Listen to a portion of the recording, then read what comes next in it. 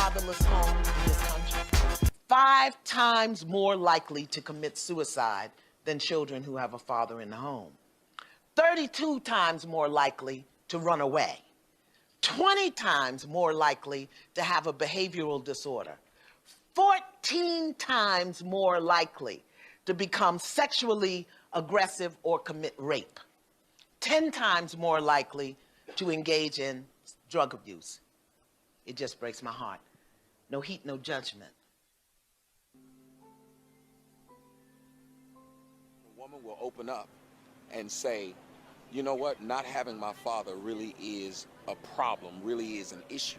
And I wish we could get more black women to just point out, wait a minute, it's not cool that your kids don't have that father. It's not cool that you didn't grow up with yours. It's not, I don't need no man. It's not, fathers don't matter. It's not, niggas ain't shit. It's actually, we as a people, we as a culture, we as a community have to deal with each other. And in dealing with each other, if we're creating children, if we're having little innocent beings who only thing they know about themselves is what we present about ourselves. I don't know if that makes any sense to any of you guys. If you are a Jew and you know that you must be a doctor, a lawyer, or something like that, that matters. Your goal is higher. What you want to be in life is exalted. But if you think about what happens with us as black men, our goal in life is where? What do we have to look up to? Who do we have to look up to? Was our fathers impressive? Was our grandfathers impressive? It doesn't even matter what you say sometimes to your children. It's what you do. It's what you have. It's the presence you command. It's the maturity of how you deal with each other and deal with other people. And that's the biggest thing we need in the black community. Where does that start? To me, it's with fathers. If your man is confident, your man is proud. When your man is proud, he loves what he has. He protects what he has when he has these situations. And that's when you, as a woman, as a man, as a family, as a community, that's when we'll be better. When we actually care about each other. It starts with the fathers. It starts with the relationship and the children.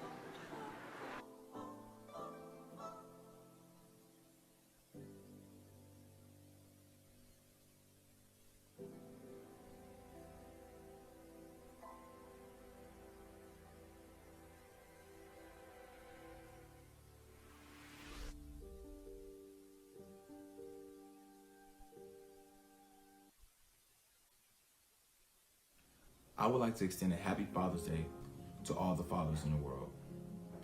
Your hard work doesn't go unnoticed. Today is a significantly tough day for me. 2 years ago on this exact date, I lost my father to cardiovascular disease. There isn't a moment ago that goes by where I don't yearn for the love and wisdom he instilled into me during his lifetime. I come here today to spread awareness on cardiovascular disease and the disastrous numbers it has on Americans, especially the African American community. Almost every 37 seconds, someone dies from a form of cardiovascular disease. And there are nearly 121 million Americans with some form of the disease as well. 44.8% of African American males and 47.3% of African American females have some form of cardiovascular disease. So it is up to us that we spread the rules for prevention, not only to Americans, but especially to the African American community. That means making sure we know when to take our medicine, knowing our BP numbers, having a healthy diet, getting daily exercise, maintaining a healthy weight, quit smoking, lowering stress, and of course, educating our children. The future is what can stop this as well. So I challenge you all on this day to not only cherish these moments, but to have these conversations with the father figures in your life. Let them know that they are loved, and that you want to see them maintain and live the best life. We will also continue the tradition of spreading awareness with the heart. Therefore, for every heart that is coming in under this post, 50 cents will be donated to the American Heart Association. And for every repost, $1 will also be donated. Let's cancel this generational health curse we have on our community. Have the talk. Thank you.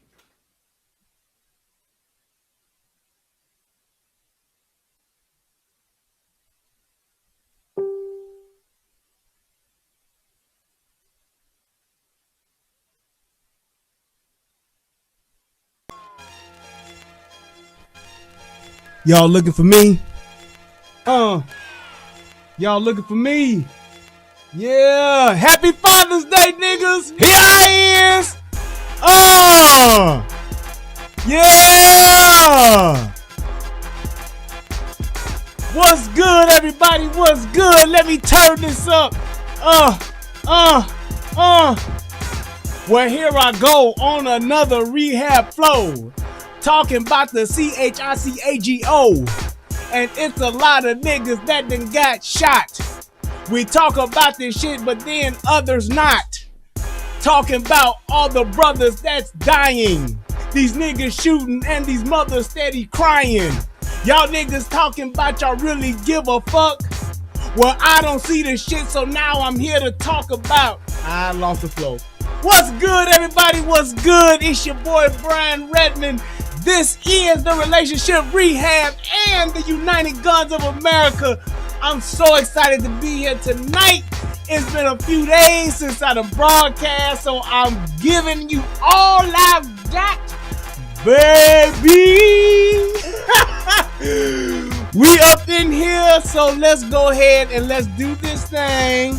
Oh, yeah. Shout out to my man B City with the beat. Look here. It has been a hell of a weekend. That's the best way to put it. It's been a hell of a weekend. I don't know what else to say, but I have plenty to show on what the hell is going on. This has been a terrible weekend for niggas in Chicago. And I'm telling you this, I hate to be that guy that said I told you so, but I'm going to be that guy tonight and say it. I told you so. Now, when all of the people that talk all this shit, all of the people that got all of these activists out here in Chicago, all of y'all well off, living in your wonderful affluent neighborhoods, living in your wonderful integrated melting pot neighborhoods, everybody that cared about George Floyd and everybody that cared about all of these police brutality moments, because not another brother should die by the hands of a cop, especially a white racist cop. Well, how about these 60 niggas that's just dead? One of them being a 3-year-old boy. Where the police that done killed these people is what I'm asking. And I want to know, how come ain't nobody in these streets? How come it ain't 10,000 niggas walking up and down the streets of the West Side, marching up and down the streets of downtown Chicago, marching on the South Side of Chicago, saying like they did in The Principal, no more? Where's it all at? Where's the fanfare? Where's the news coverage? Where's the media? And where is our beloved BLM? Yep, y'all know who that is. Black Lives Matter. Where are they? I've searched high. I searched high and low. Still couldn't find nobody. Nobody's saying. Nobody's praying for Black Lives Matter in Chicago. Where are they at? Y'all tell me where they at. I tell you where they at. They at home. I tell you where they at. They everywhere else but in Chicago. On the South Side, on the East Side. Well, really ain't no East Side Chicago, but we call it the East Side.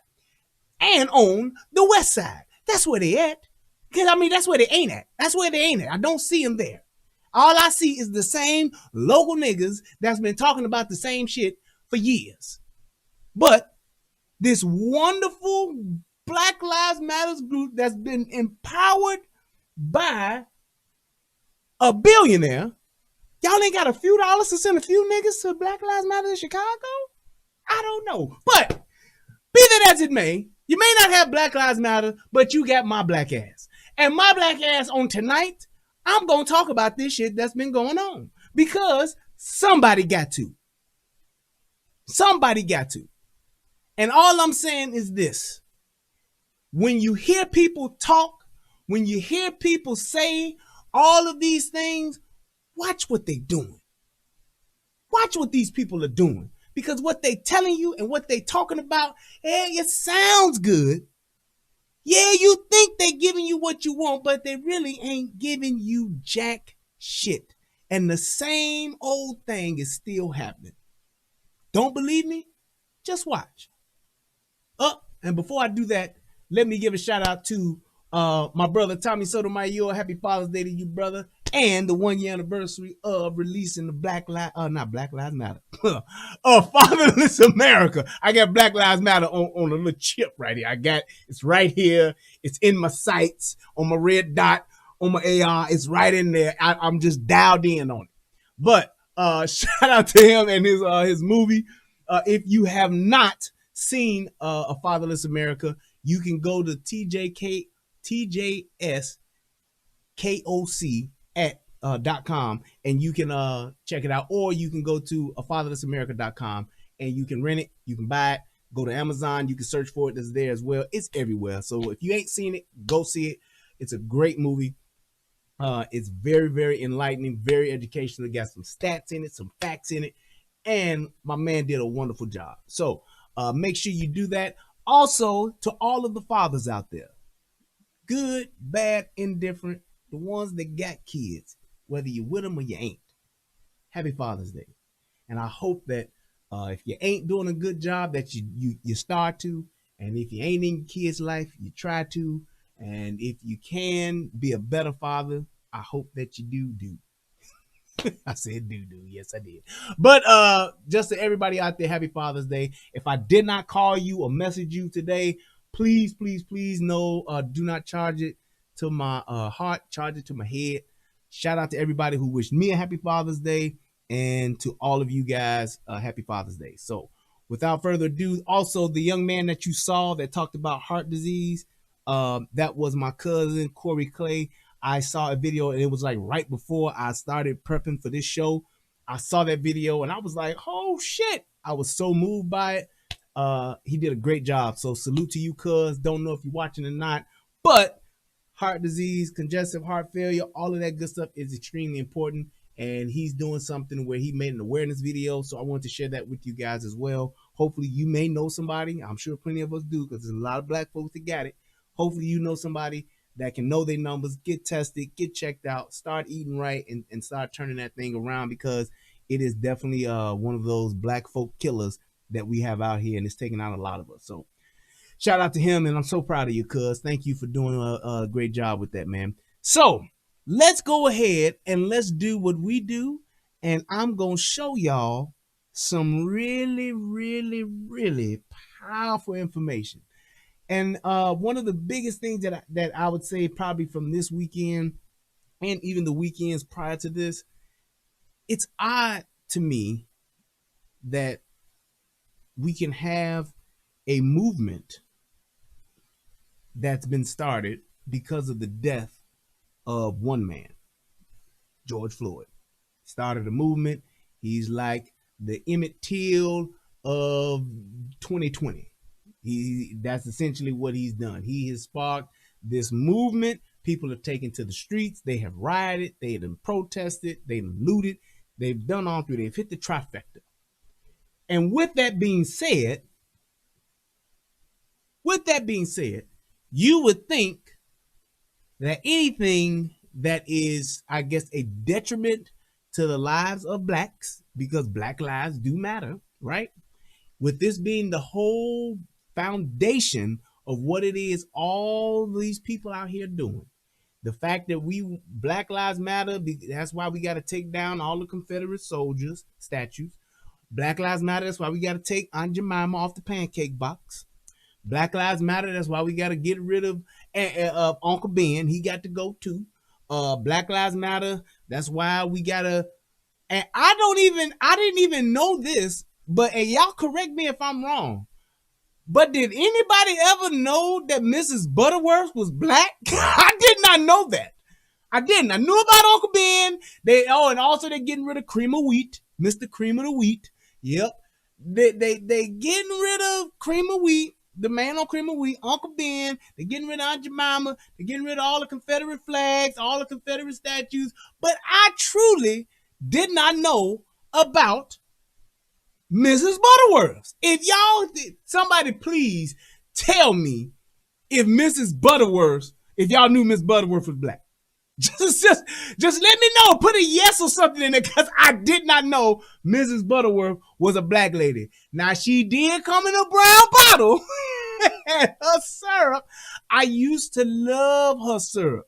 Her syrup was so good and it's so tasty. And once I found out that it was nothing but high fructose corn syrup, I had to let it go. And I've been off of the Mrs. Butterworth for about 10 years now. At least about 10 years. Let me tell y'all something. All y'all syrup eaters out there. Everybody that's eating, you know why syrup is so cheap?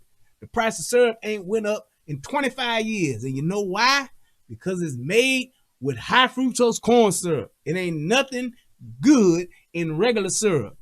Get you some Canadian or what's the other one? Vermont or Canadian maple syrup. Pure maple syrup. That's what you got to get you. Try it on your pancakes, on your biscuits, whatever you put syrup on.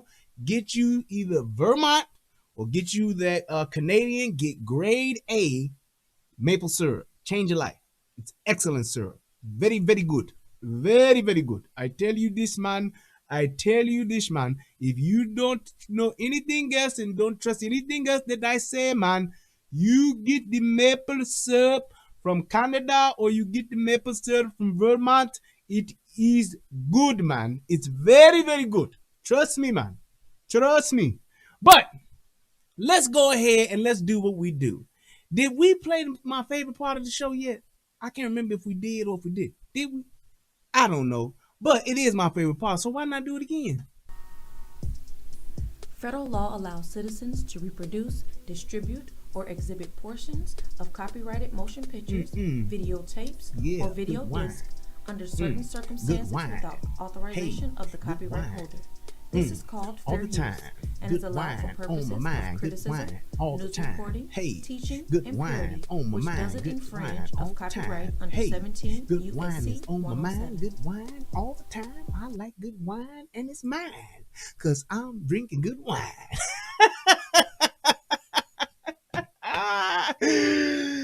Hey, what up, Charlie? So, with that being said, and here's what I'm going to tell you. I'm going to try my best to get through this because I saw this and it literally was one of those things to where the more I was looking into it, the more I was reading into it, I was just like, oh my God, like what the fuck? Why is this happening? What are we doing? And it was just one thing after another. And this is why I'm doing this specific. Now, this is maybe about, I want to say about the second or third show I've done about this violence in Chicago. And it's one of those things to where if we're going to change this, turn this thing around, fix this, whatever the case may be, however you want to approach this, if we're going to stop this shit in so many words, we have to look at the problem. We have to start addressing the problem from the root. Not just what may seem popular, not just what may seem like the hot thing to do. It is a thing where if you're going to change it, you have to first acknowledge it, and then you can start down that path of change. When you just try to use what's happening today and talk about that and focus on that, then don't look at what's going on, especially when it's in your own backyard. It's so stupid not to do it that it's frustrating. That's the best way that I can like kind of describe how I feel when I see this shit. It's one thing when you watch it on TV when you ain't from here. To be from here, to know all of the good that is there, and to see something like this that is just plaguing our city and has been for decades, and more specifically, it's plaguing our black men. I just don't understand why we ain't taking a stand against this shit right now. A 3-year-old boy is dead because of this shit. And my thing is this. We getting the same old responses. We getting the same old fanfare. We getting the same old coverage. And nobody in these neighborhoods are saying no more. I think it was Bruce that posted in here earlier that said one of the people that got shot out of the 60 in Chicago alone. 60. One of the 60 was one of his people, one of his relatives. And it's like, it's getting so rampant to where it could just be anybody at any time, any given point in time. Do y'all realize that? And we're gonna go back and look at this. Actually, I got the actual the news sheet on it, the news article on it. Since George Floyd's death, which was it the week before Memorial Day weekend or weekend of Memorial Day weekend when it all hit? Every weekend since, which has only been 3, have been record-breaking fucking weekends in deaths and gunshot violence and people shot in Chicago. May 31st, right? Since that weekend was the highest. It was like 82 motherfuckers shot, and nobody's saying shit. Now, and I'm calling out, since she loves to do it so much, I'm calling out Mayor Lori Lightfoot. You got so much time to talk shit and to make people stay in the house. You got so much time to talk shit about Chicago PD. You got so much time to talk shit to Donald Trump, telling him to keep Chicago name out your fucking mouth. One of the most ignorant and motherfucking just totally unprofessional fucking politicians I've ever seen. You got all that time to do that shit. But you see your fucking city is burning, literally on fire. You killing the game in fucking violence. But I don't see you out in the streets on that. I don't see you going out to these neighborhoods and talking about this shit. All I see you doing is fucking whack ass press conferences. That's all I see. While you living your life up in the fucking Gold Coast, just doing your thing, being fabulous. While your city is burning. While people that look like you are dying. And that's the same criticism I had about Barack Obama. When his ass was in the White House for 8 years and the fucking city was fucking an inferno of violence for young black people, young black boys. And you did nothing. And say what you want to say. All you motherfuckers that hate Donald Trump and Donald Trump's a racist, Donald Trump is the worst motherfucker, fine.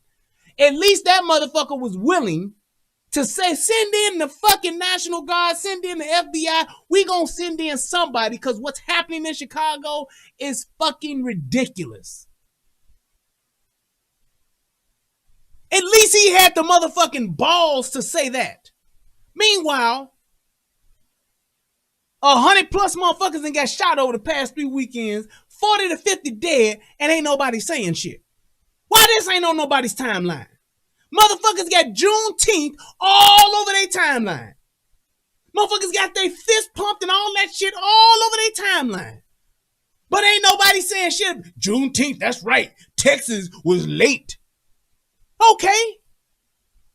But y'all ain't got this on y'all timelines? Ain't nobody calling for help on your timelines with this? That's bullshit. And that lets me know and further proves my point of how people are full of shit. And all they want to do is be popular.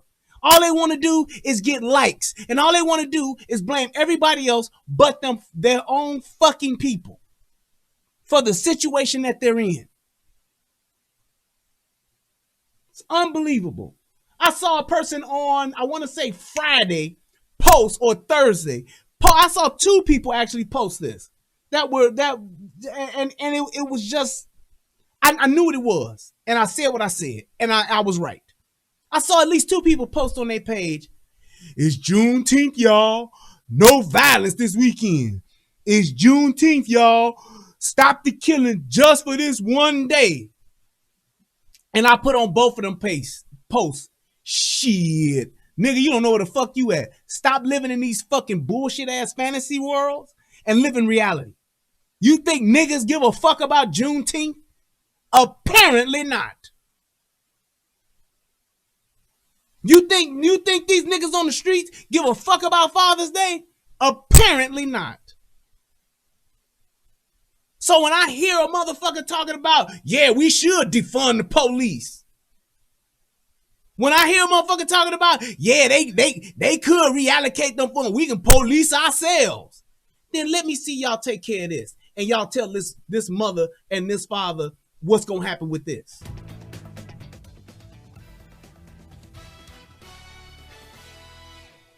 Breaking news from the West Side tonight, where a 3-year-old boy was shot and killed. WGN's Gaynor Hall has the latest from West Suburban Hospital in Oak Park.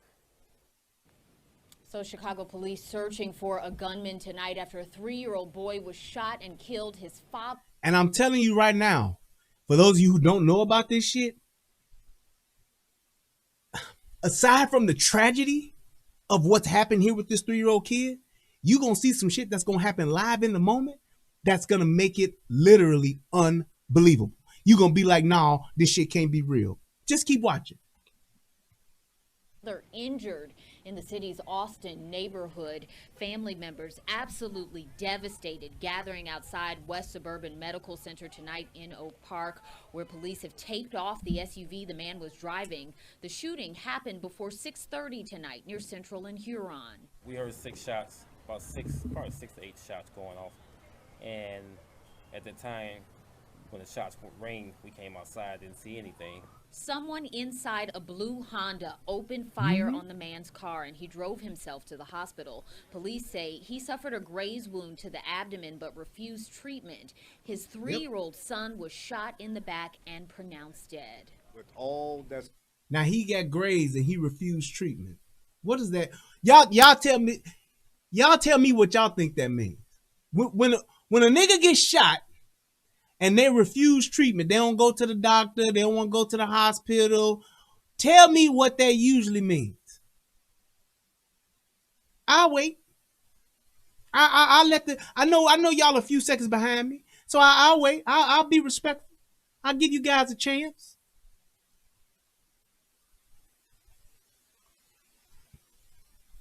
He's involved in some fuck shit.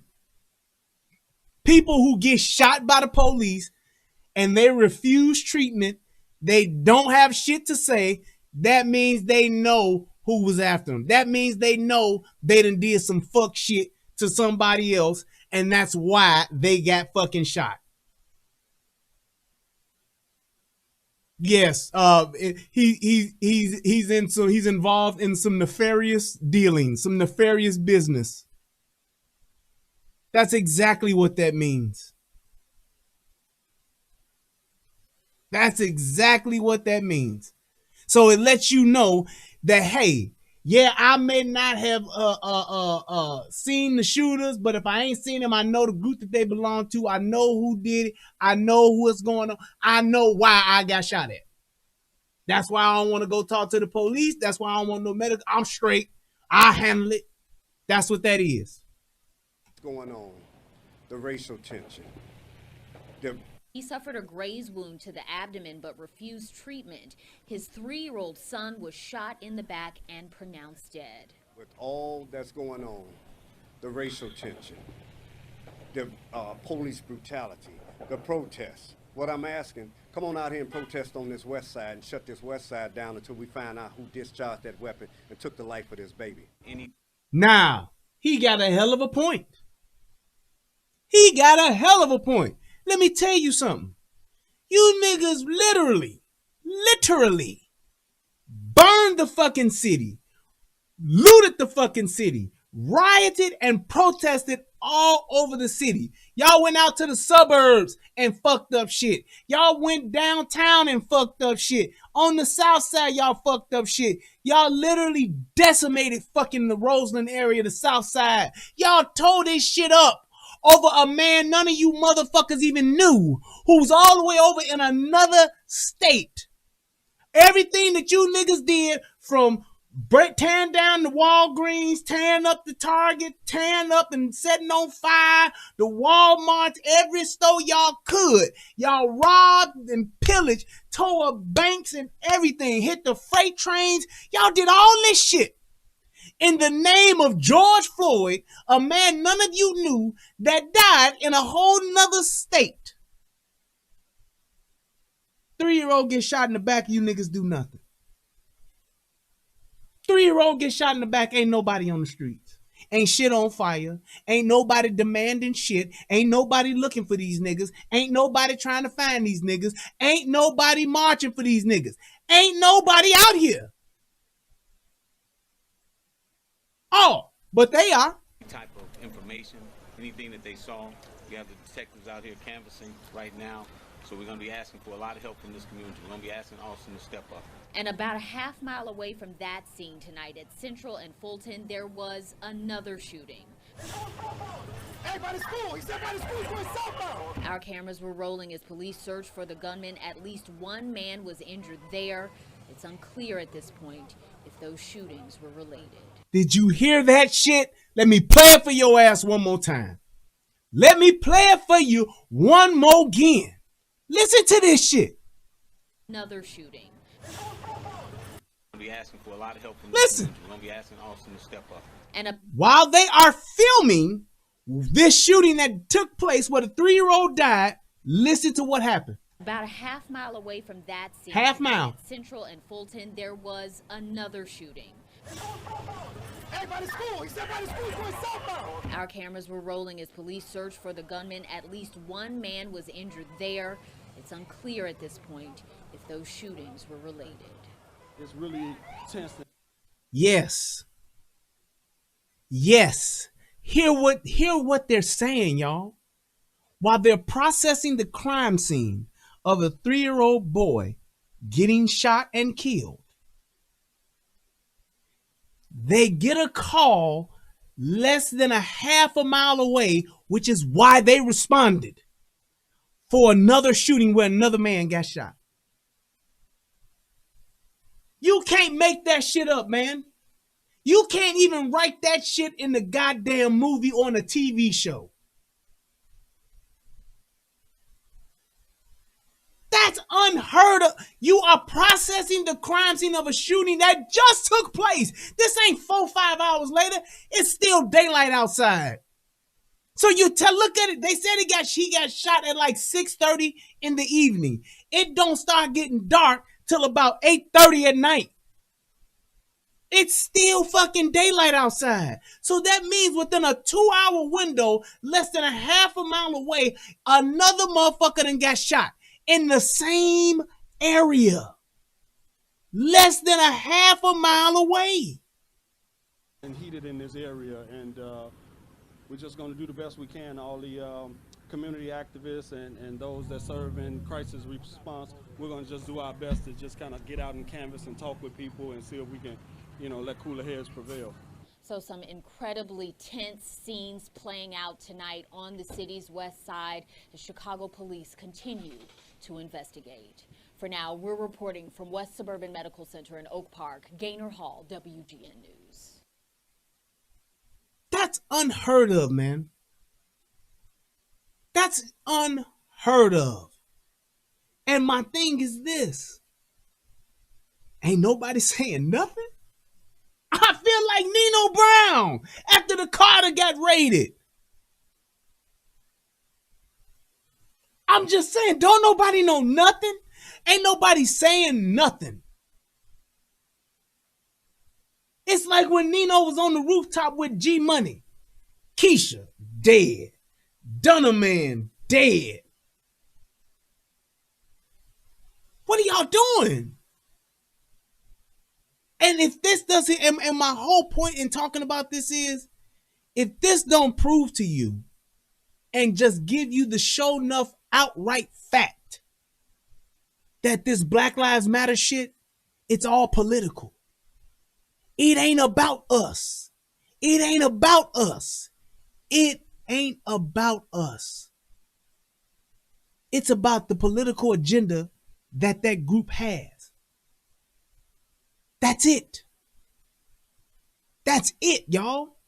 And all of you niggas that's following this shit, posting this shit up on your social media pages, got the picture of the fist and the Black Lives Matter circle around it. You got pictures of your dumbasses with Black Lives Matter insignia around your face. This is what they do. No show, no call, no show. 60 niggas shot in one weekend of Juneteenth and Father's Day. The weekend before that, it was like 18 people shot. 18 murders in 24 hours or some shit like that. And then the week before that, which was Memorial Day weekend, it was the bloodiest, the most violent weekend in Chicago in over 60 fucking years. 60 years. Silence. Nobody's saying anything. Nobody's protesting. Nobody's in the streets. Nobody's riding. Not a brick got thrown. Not a protester protested. Not a rider rioted. And not a looter looted. Nobody did a goddamn thing. Which lets me know y'all all full of shit.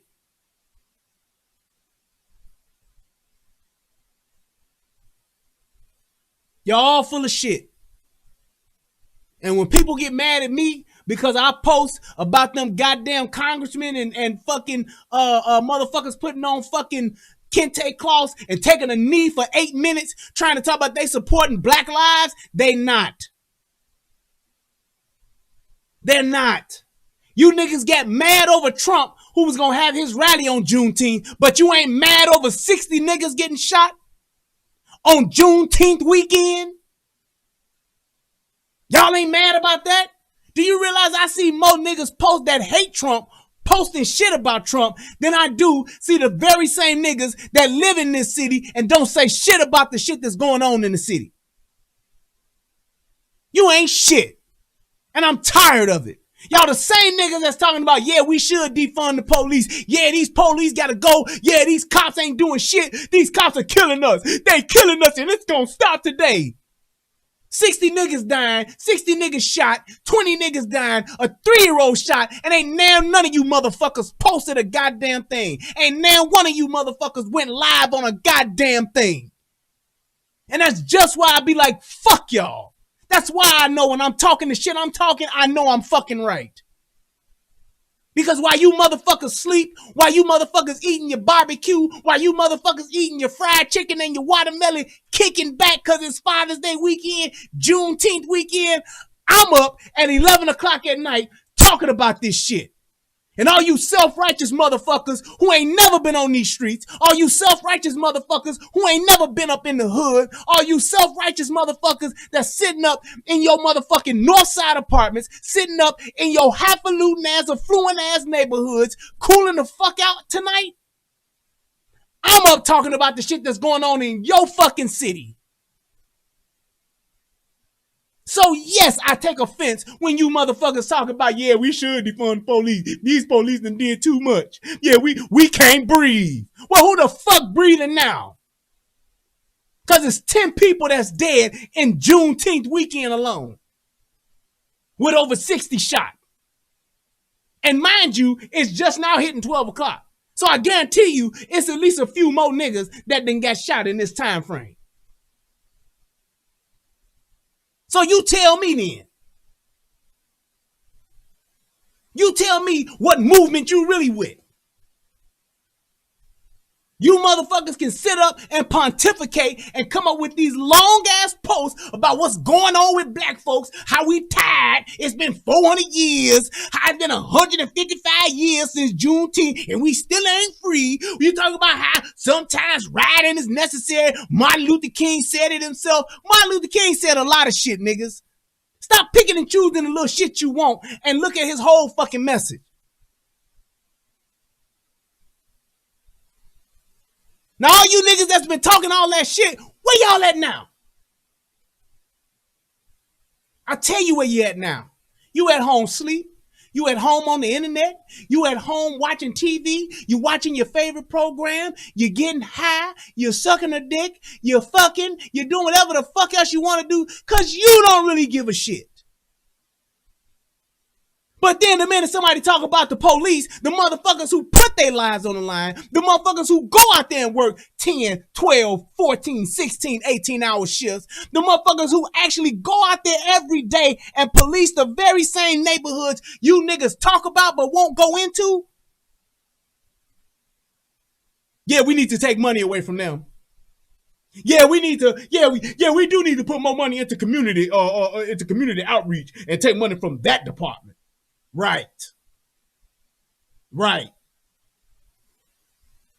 So who gonna go solve this murder then once we defund the police? Who gonna go and do the canvassing for the 60 motherfuckers that got shot this weekend alone? Who gonna do that? Y'all ain't. I don't see y'all out there in the streets with no pad, no pen, asking your neighbors what happened, asking your neighbors for information. Ain't none of you niggas doing that. I gotta drink this Hino. I got wine in the refrigerator. I ain't going out there tonight, girl. Girl, no.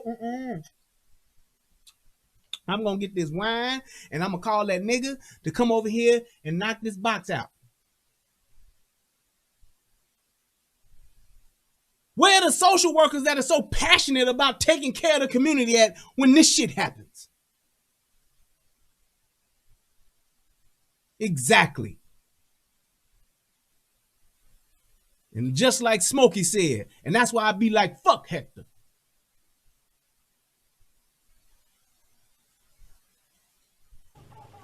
Hey, by the school! He said by the school, going southbound! The sounds of gunshots Pow, pow, pow, pow, pow. and sirens echoed through Chicago. So they just loaded him up On a violent weekend. and called it gang war, drug related. A weekend that saw at least 61 shootings and 9 homicides, including the killing of 3-year-old Mekhi James. We heard 6 shots, probably 6 to 8 shots going off. Who witnesses say was in a car with his... And I haven't heard the mother say this boy's name, because in me knowing hood lingo and the hood speak, I'm almost wanting to bet that this boy's name is spelled Mekhi, but I'm almost certain that this boy's name is pronounced Mekhi. It's just something about it. It looks like it's spelled like McCain. I don't know, it could be. But me knowing hood niggas, I want to say if I had to bet, I'd put my chips on Mekhi. That's all I'm saying. But we'll see. Father in the South Austin neighborhood. The kid had got hit in the car, and they drove the kid straight to West Suburban. The child was pronounced dead. Police say the 27-year-old father was the intended target, and he is not cooperating with detectives.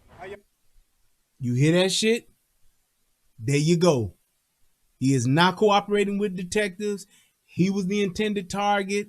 There it is. Whoa, there it is. There it is, baby. That nigga shit. You see, there you go again with this nigga shit. In your fucking hood, yeah. But let's be real. Y'all ain't doing this shit for nothing. No. You niggas broke, and you a joke, and you talk shit. What you think these niggas is dying? Yoo-hoo, you keep dying. Woo-hoo. So what more you want? What more do you want? That's all these niggas is doing. Don't know shit, ain't talking to nobody, ain't saying shit, but be the main motherfuckers talking about this gotta stop happening. We can't have this. Now watch these niggas have a GoFundMe up and watch these motherfuckers all be falling out in a week from now going to this little boy's funeral. Watch they be talking about, can you just come forward? Just come and just turn yourself in. I know it. Everybody gonna have on t-shirts. Everybody gonna talk about how this little angel done got his wings. Everybody gonna have airbrush shirts. They gonna have a bunch of teddy bears and shit out where he got shot at. But the daddy ain't talking to the police and ain't nobody saying shit. Come on now. Come on here now. Ain't nobody mad about that shit? Ain't nobody saying, well, wait a minute now, motherfucker. Come on now. The fuck you think this is now? I did not try to do that. I'm just saying, man. When are we gonna stop this shit? Y'all doing? Can I leave you with a card? This morning, community activist Andrew Holmes canvassed the neighborhood seeking information on the suspect. Block by block, let's find the shooter. Holmes, who also lost a child to violence, was shaken by the toddler's killing. But excuse my language. It take a damn fool to discharge that weapon. Happy Father's Day to you. Now what you gonna do? The outrage over a toddler being shot and killed brought pastors and community activists out to the block where it happened Sunday to denounce the violence. It would be an ultimate contradiction to pastor in this neighborhood and not say a word about a 3-year-old who can't defend himself and cannot speak for himself. Several community groups raised $10,000 as a reward for information leading to the suspect's arrest. About an hour after the toddler was shot, just blocks away, two men were shot, one of them fatally. 2 more. And an hour after that, about a half a mile away, 3 teenagers were shot, including a 13-year-old girl who was killed. Police say she was in her home simply watching. Do y'all hear this shit? Do y'all hear this shit? Listen to this one more time. Half a mile away, 3 teenagers were shot. 2 men were shot. After the toddler was shot, let's count. Just blocks away, 2 men were shot, one of them fatally. And an hour after that, about a half a mile away, 3 teenagers were shot, including a 13-year-old girl who was killed. Police say she was in her home simply watching TV. The bullet goes through the window, striking her in the neck and causing her death. And in South Shore, a 17-year-old boy and a 16-year-old boy were killed near 79th and South Uella Avenue after they had gone to the corner store. This offender runs up with a gun and shoots and kills 2 of these guys for no reason at all. The police superintendent says there's a common thread in all the violence. Gangs, guns, and drugs. And no consequences when Chicago cops make arrests. Let's keep. And Chicago police say they have their hands full trying to solve all 7 people in just that time frame of that shooting of that 3-year-old boy. 7 more people.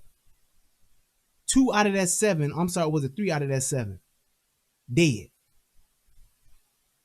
Dead.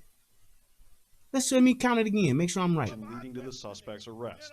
About an hour after the toddler was shot, just blocks away, 2 men were shot, one of them fatally. 1 died. And an hour after that, about a half a mile away, 3 teenagers were shot, including a 13-year-old girl who was killed. Police say she was in her home simply watching TV. The bullet goes through the window, striking her in the neck and causing her death. And in South Shore, a 17-year-old boy and a 16-year-old boy were killed near 79th Both of and them South was killed. Uella I'm sorry. Avenue after they had gone to the That's corner 4. store. This offender runs up with a gun. That's 4. In that time frame, 4 more got killed. 13-year-old girl, 16-year-old boy, 17-year-old boy, dead. And another man.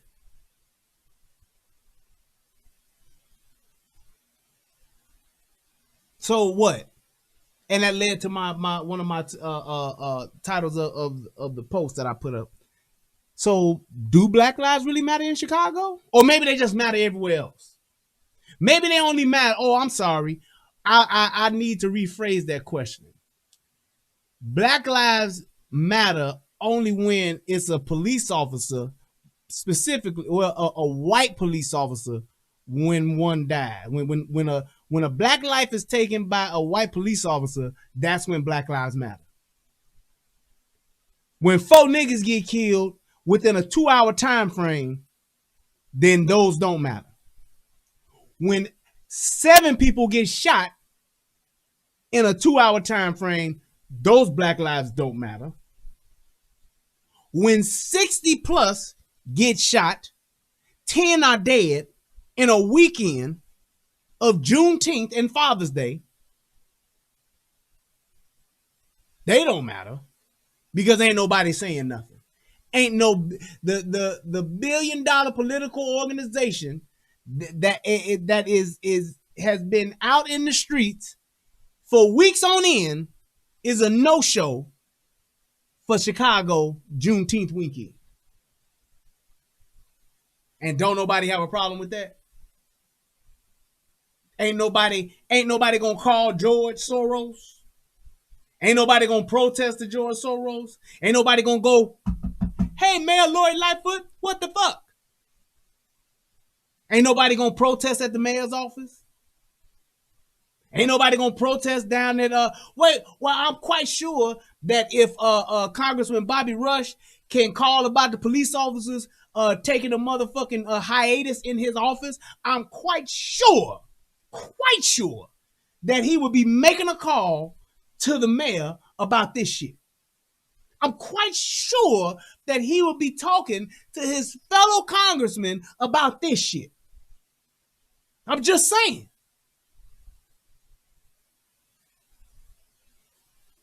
Just saying. And shoots and kills 2 of these guys for no reason at all. The police superintendent says there's a common thread in all the violence. Gangs, guns, and drugs. And no consequences when Chicago cops make arrests. And Chicago police say they have their hand. Now, whose fault is that? No consequences when who makes arrests? The people?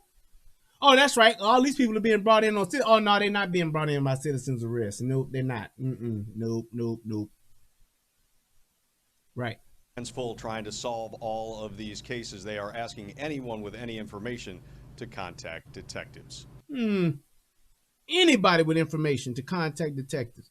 You would think in this type of situation that there would be plenty of people contacting, plenty of people reaching out, talking to the police, getting the community together, telling who did it, telling who shot, because this happened in broad daylight. You would think there would be plenty of people that would be doing this. With this being Black Lives Matter, with this being Juneteenth weekend, with this being Father, you would think everybody would be on their porches, on their social media, out looking and patrolling and talking to and helping, trying to get the police to bring these people to justice. Don't we want justice? Ain't that what we marching for in the streets? Ain't that what we protested for? Ain't that what we burned down the liquor stores for? Ain't that what we rioted the Targets for? Didn't we burn down and set on fire all this stuff in Chicago, broke these windows, robbed the banks? Didn't we do all of that for situations like this to where we can get justice? Or we got to wait till the white police officer kill a 3-year-old. That's what we got to do. Maybe that's what we got to wait on. We got to wait on a white police officer to kill another black kid. Then we'll get in an uproar over that. Yep. That's what it takes. Yep. Now, am I saying to the assholes that's probably going to try to allude to it, let me clear that up right now. Am I saying that also the fact that a white police officer kills a black man, that don't matter to you? Nope, never said that. I never said that. Not at all. Not once have you ever said that. You've seen the work I've done. You've seen the videos I've done. You've seen the shows I've had about these white police officers that killed this black brother. You absolutely have seen it. You've seen me talk about and actually go and have a what do I want to say? Go after Candace Owens about the shit they said about George Floyd. Talked about the shit that Brandon Tatum, who tried to defend Candace Owens, about the shit he said about George Floyd. You've seen that. So you can't say, oh, he's just one of them guys. He's just on their side, period. Nope. You can see plenty of videos on my channels about when the police get it wrong and how I dog their ass. Or as y'all young folks say, how I drag their ass on the internet. Plenty of times. But how about this? It's more niggas that's dying by the hands of niggas than it is by white police officers or police officers, period. Way more. Way more. What did they say in 2019? 1,000 people died from police, from the police? 1,000? Total. 325 million people. 1,000. All right, let's say, well, you know them numbers for my numbers people. Well, you know them numbers don't be right, and them numbers be skewed sometimes, and they don't tell the right numbers. Okay, let's make it 10,000. That still don't add up to the 94% of black folks that's killed by black folks in this country by violence. So you're talking about that 0.01% versus, yeah, way too damn much. How about that for a percentage? How about way the fuck more as a percentage? How about too goddamn much as a percentage? How about that? He ain't even did nothing, no. He ain't even had no gun, no. He ain't even do nothing, no. Okay. How about this, though? What that 3-year-old do? Who that 3-year-old piss off? Who did that 3-year-old shoot? What kind of record did that 3-year-old have? The 13-year-old girl who at home watching TV, who she fuck with? How you charge that up to the streets? But ain't nobody outraged about that? Right. As I say all the time, get the fuck out of my face on the internet with that shit. And that's just that. Now, I want to read these stories real quick and talk about exactly what is going on, because this actually gives some good numbers. So let's do this. I'm going to turn that off. And I don't know why that's not showing up. Oh, wait, I'm sorry. Shit, I'm like, wait, why is this not showing up? I didn't have it selected. I'm sorry. All right, here we go. So let's go ahead and let's turn this off. Shootings, bam. And then we are going to turn this on. I'm like, wait a minute, where the hell is my page at? I didn't know what the hell was going on, but we got it. All right, so without further ado, and make sure y'all click that like button. Those of you that are watching, click the like button for your boy. And if it does please you at all, click the subscribe button and click that donate button. So let's check this out. Let's walk this back. 18 murders in 24 hours. Inside the most violent day in 60 years in Chicago. Let's see what this had. This was published on June 8th, 2020. A hardworking father killed just before 1 a.m. A West Side high school student murdered 2 hours later. A man killed amid South Side looting at a cell phone store at 12:30 p.m. A college freshman who hoped to become a correctional officer gunned down at 4:25 p.m. after getting into an argument in Inglewood. While Chicago was roiled by another, I didn't know what that word means. What is that, a word? Roiled? Let me look that up. Shit. I didn't know that was a word. I done learned some shit today. Let me see what that is. Roiled. R-O-I-L-E-D. That is a word. Roiled. Let's do that.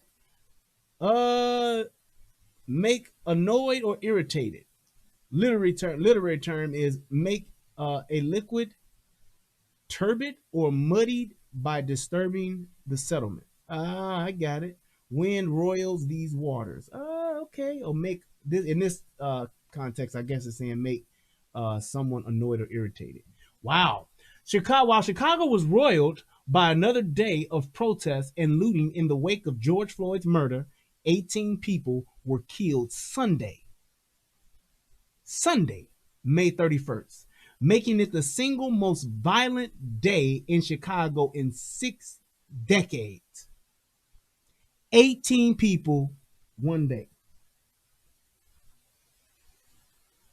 One dude killed because he was suffocated for 8 minutes and 46 seconds. Nation is in an uproar. Get it. Cool with it. 18 people dead. One day. One day in Chicago. Crickets. in Chicago in 6 decades. According to the University of Chicago Crime Lab, the lab's data doesn't go back further than 1961. So I'm quite sure it was probably longer than that, but that's only as far as only as far back as the data goes. They just started keeping that stat in 1961. Isn't that something? All right, let's go ahead. From 7 p.m. Friday, May 29th through 11 p.m. Sunday, May 31st, 25 people were killed in the city, with another 85 wounded by gunfire. 25 people killed, 85 niggas shot in 2 days? I'm sorry, 3 days. 29th, 30th, and the 31st. 3 days, 25 dead, 85 shot. Do y'all hear these numbers? Do you hear me? Are you listening to me? I know niggas ain't gonna know what movie that's from, but that is fucking mind-boggling. One weekend, man. One weekend. Let's keep going. In a city, according to data by Chicago Sun-Times, in a city with an international reputation for crime, where 900 murders per year were common in the early 1990s. That's the era I grew up in. City was popping. Yeah. It was the most violent weekend in Chicago's modern history, stretching police resources that we want to defund that were already thin because of protests and looting. So as the protesting and looting in the name of George Floyd took place, 25 shot, 85 wounded. Okay. We've never seen anything like it at all, said Max Capustin,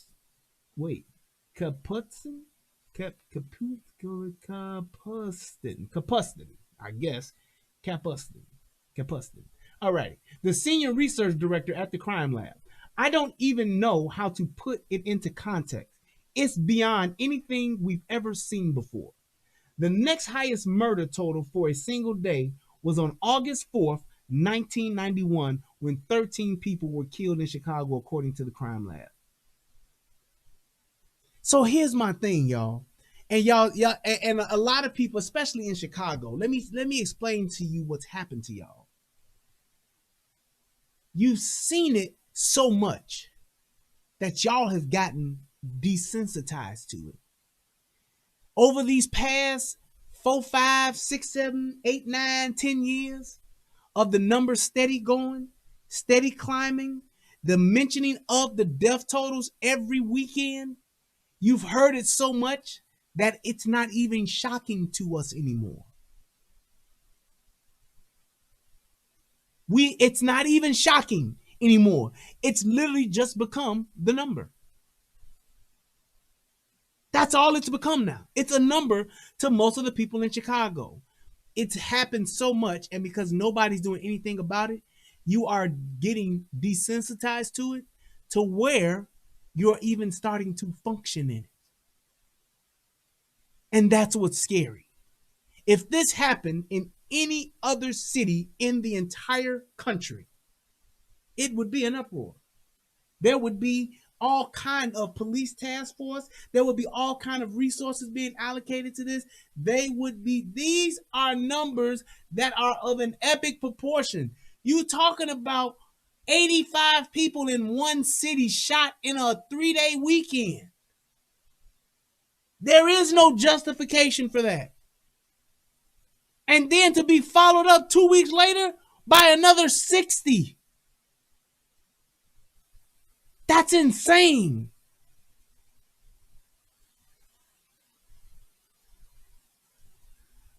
The Reverend Michael Flager, a longtime crusader against gun violence who leads St. Sabina Church in Auburn Gresham, that's an area in Chicago, and this is a Catholic church, said it was open season last weekend in his neighborhood and others on the south side and west side. On Saturday, and particularly Sunday, I heard people saying all over, hey, there's no police anywhere. Police ain't doing nothing, Flager said. I sat and watched a store looted for an hour, he added. No police came. I got in my car and drove around to some other places getting looted and didn't see police anywhere. Mayor Lori Lightfoot said on May 31st alone, Chicago's 911 emergency center received 65,000 calls for all types of service, 50,000 more than on a usual day.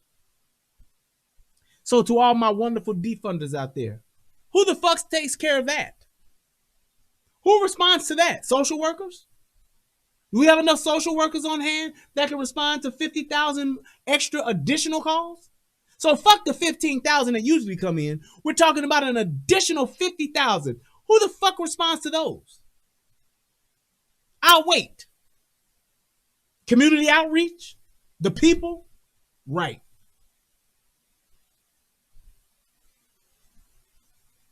Flager said the systemic problems that have plagued minority communities for decades, like joblessness, food security, insecurity, and lack of housing, already were heightened by the COVID-19 outbreak, which he said made a bad situation worse.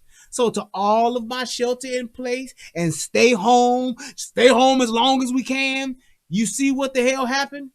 Niggas got cabin fever. Because ain't no young boys dying from COVID.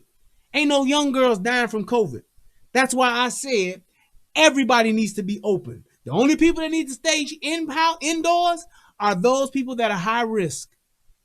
All the rest of you motherfuckers need to take y'all asses back to work and need to go back out into the world. Staying your ass at home is not a way of life, and it is not a sustainable way of life for ourselves as people and as an economy. We need to be around each other. We need human contact and human interaction. There's only so much a Zoom, a Skype, and a fucking FaceTime can do. StreamYards don't connect us like personal interactions do.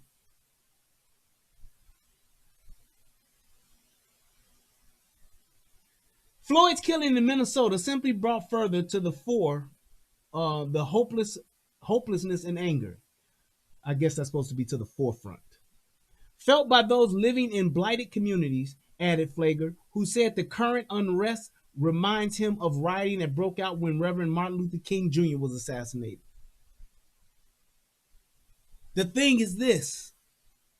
We got to fix it. Check out the justice and how they run it. But anyway, when you're talking about how these people are in their communities, when you have people that are in poverty, people that are fucking not working, they don't have jobs, they don't have any type of resources, it all amounts to stress, PTSD, whatever you want to call it. And the first reason or opportunity they get to act out, they will. If you notice, niggas was still out in the streets, and nobody said a goddamn thing when all these niggas was out in the streets looting and rioting about COVID. So that lets you know it's a game. It's an experiment. It's a test. COVID is going to spike up. COVID is going to go around. You can't stop it. Let me explain something to y'all, and don't take my word for it. Look this shit up. A virus never goes away. That's why it's 19 versions of COVID, at least that we know of. Viruses never go away. They never do. So, with that being said, staying your ass in the house ain't gonna get rid of the COVID. It's not gonna get rid of it. It's not gonna, you won't beat it staying your ass in the house. If you high risk, you are minimizing your risk of getting it, which is totally understandable and makes sense. Everybody else, you need to be out interacting. And it sounds crazy, but you need to catch it. Why? So we can build up antibodies to it.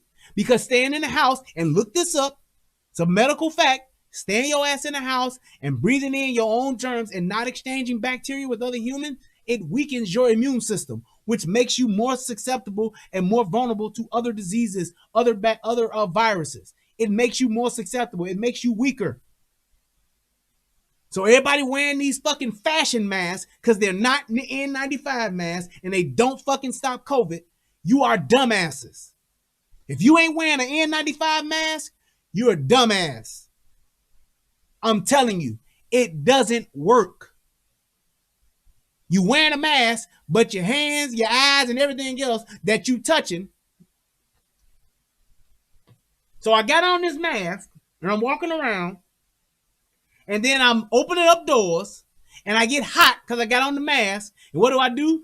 Whoo, man, it's hot wearing this mask. Ooh, I got to take this mask off with the same fucking hand. If your hands are touching any mucous membrane, there's the exchange, man. People ain't going around coughing on each other. Now, I know some dumbass gonna say, yeah, I saw a video, though, of this woman coughing on this. Yeah, but everybody ain't doing the shit, dumbasses.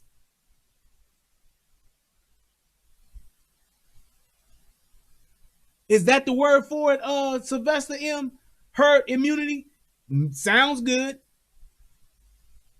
We need, and go and look it up. Don't take my word for it. You will see doctors tell you we need to be around each other. Just like with chicken pox.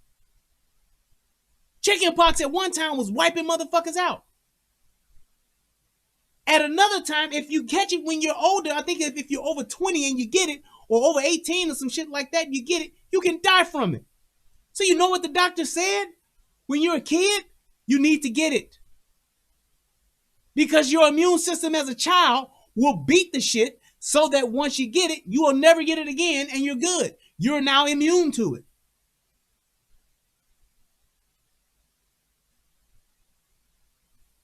That's a fact. I'm not fucking lying and I'm not making that shit up. There are people who are approaching, when they are approaching becoming an adult and they have chicken pox, and they have not had chicken pox, a doctor will tell you, if you have anybody or you know anybody that has it, you need to go and be around them. Hug them, kiss them, whatever the fuck. You need to get it. Because if you get it when you're 25, you might fuck around and die from it.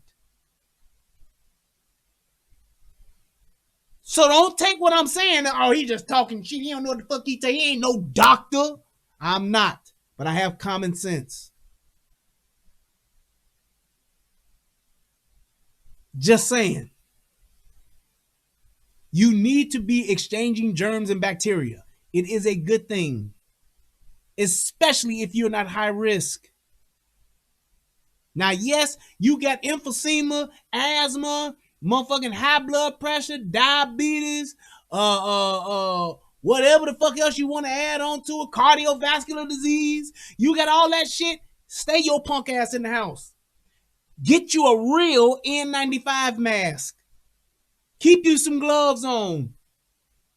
Wash your hands. All that shit. Don't let no nurse come over to your house. Take care of your goddamn self. Make sure you sanitize. Yes, you need to be buying hand sanitizer and rubbing the shit all over if you need to. Whatever you got to do. Because you are high risk.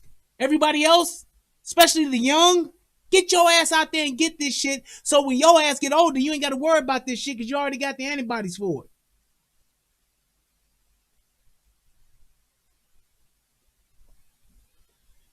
Oh, it's like a time bomb out here, Flager said.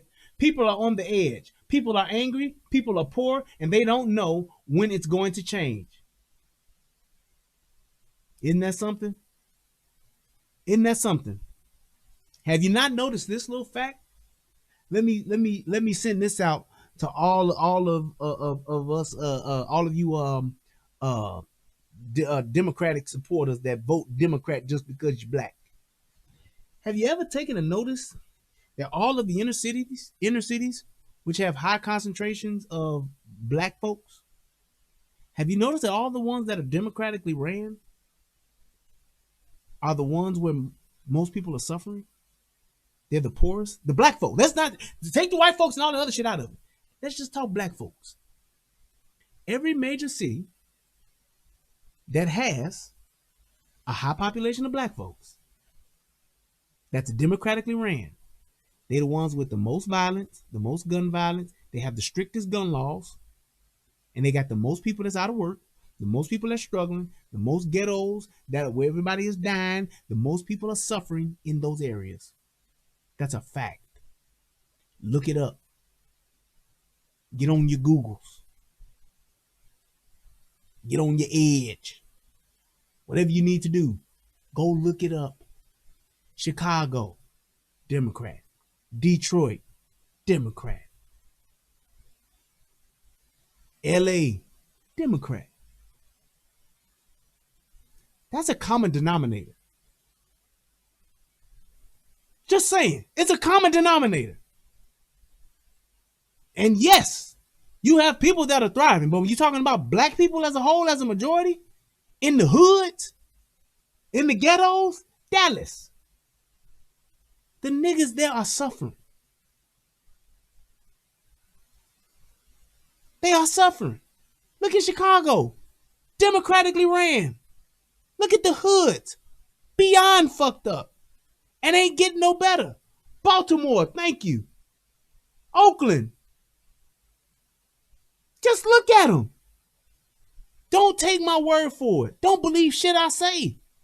What I'm saying is just the talking points I get from Fox News. What I'm talking about is the grifter's playbook.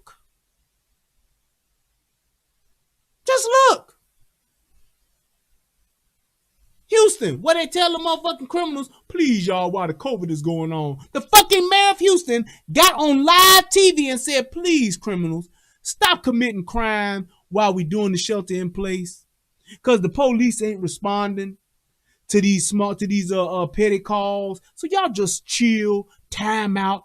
And then once the COVID is over, then y'all can start committing crimes again. New Orleans, Seattle. These niggas done let some motherfuckers take over the area. And have you seen the video footage of that area? You seen the video footage of what's going on in Seattle? In that little zone they got? What is it? They changed it from Chaz to Chot, I think it is. C-H-O-T. You look at that shit and you see it's filthy. It's fucked up. They said it's such a high influx of crime, sexual assault, fucking violence. Yeah, chop.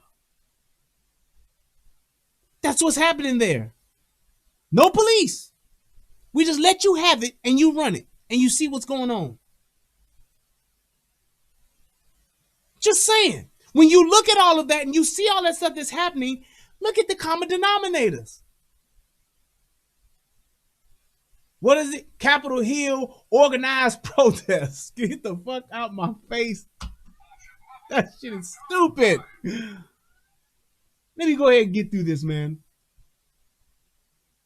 If immediate action isn't taken to address the systemic racism, poverty, and black folks being shot down and killed out here like dogs, Flager said the last weekend in May will merely serve as a coming attraction to what's going to happen next. I tell you this, Flager, you're right about that bottom part, but that top part, that ain't got shit to do with systemic racism. That's niggas wilding the fuck out and ain't nobody saying shit. It ain't systemic racism that got two niggas shooting at another nigga and his son in the car. That ain't systemic. Ain't shit systemic about that. A 3-year-old getting shot in the back, that ain't got shit to do with systemic. That's nigga shit. That's niggas fucking with other niggas, pissing off other niggas, shooting at other niggas, and his son paid the price for it. That's what that is. And I'm so tired of everybody trying to blame the fuck shit that we do in our own neighborhoods to each other. We even gonna blame that on the white man. We gonna blame that on the system. No, you need to blame that shit on these single mamas, these ain't shit bitches that's having these kids. You need to blame it on these ain't shit niggas that's having these kids. You need to blame it on these motherfuckers that ain't talking to the police and ain't doing shit in their own fucking communities. You need to blame it on their asses. Cause I'm the same niggas that be like snitches get stitches. We ain't talking to the police. We don't need the police. Them be the same motherfuckers. And then when the police do come to your neighborhood and they do try to police and they do try to get you, you motherfuckers don't want to fucking do anything to help them. But you'll sit up there and twerk. You are about to lose your job. Get this dance. You are about to lose your job. You are about to lose your job because you are detaining me for nothing. We're jammed to that shit. We're going to post that shit. Bitch, I need some Henny and a plan B. Bitch, I need some Henny and a plan B. Bitch, I need some Henny and a plan B. All that goes viral. Laugh out loud, laughing my black ass off. LOL. These motherfuckers so funny. Oh, hell no. That's what you do. That's what we do. But meanwhile, most homicide victims in Chicago are young, black men, and the suspects are too. Ain't that something? Ain't this some shit? Pulled up in the CADILL, bumping AC blows, AP throws, PI, MP, and they think that automatically, cause these a pimp, he's gotta be full of that. MONE, but why? Cause niggas be sporting nice cars and fancy clothes. Shout out to my nigga B-Lo. But did you hear that? Young black men are the victims and the suspects. You would think that their black lives wouldn't matter? Just a little bit? Just a little bit. You would think that. But murders have fallen significantly in recent years. Along with the police-involved shootings, there were 764 murders and 12 fatal police-involved shootings in 2016, compared with 492 murders and 3 fatal police-involved shootings last year. Did you hear that? One more time. Here go the numbers. Police-involved shootings, you had 12 in 2016. 764 was just niggas dead. 2016. Last year, 3 compared to 492. And 80% of the murders in Chicago go unsolved. How about that? How about that? Tell me what is the most important one of those numbers. 764 versus 12. 492 versus 3. Are you fucking kidding me? Versus 3. Last year. Not 20 years ago. Not all, but I was way back then, though. We talking last year, y'all. Everybody who's sitting and talking about, we tired of this. We tired of these police killing our black brothers. Well, are you more concerned about the 3? Or should you be more concerned about the 490 fucking 2? This is a fucking no-brainer. And my thing is that's so fucking appalling and so fucking shocking. When you give niggas them numbers, they don't have shit to say.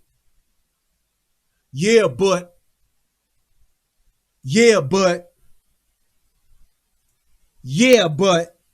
That's all a nigga can say.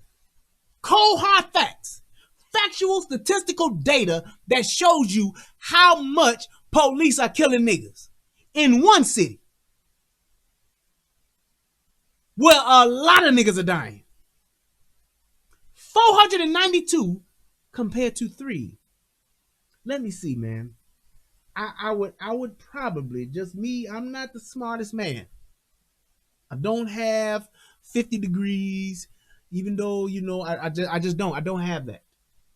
But I would just say, if I have 492 versus 3, my attention would be on 492, then 3.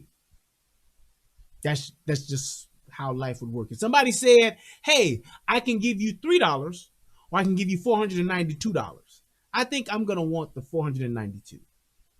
If somebody tells me, hey, you can have either 3 of these or 492 of these, I think I would want the 492. If they tell me, hey, niggas are dying, we need to stop it, 492 of them are done by other niggas, 3 are done by police, I'm going to say, well, you know what? That's 495 deaths too many, but let's focus on the group that's causing 492. That's just me.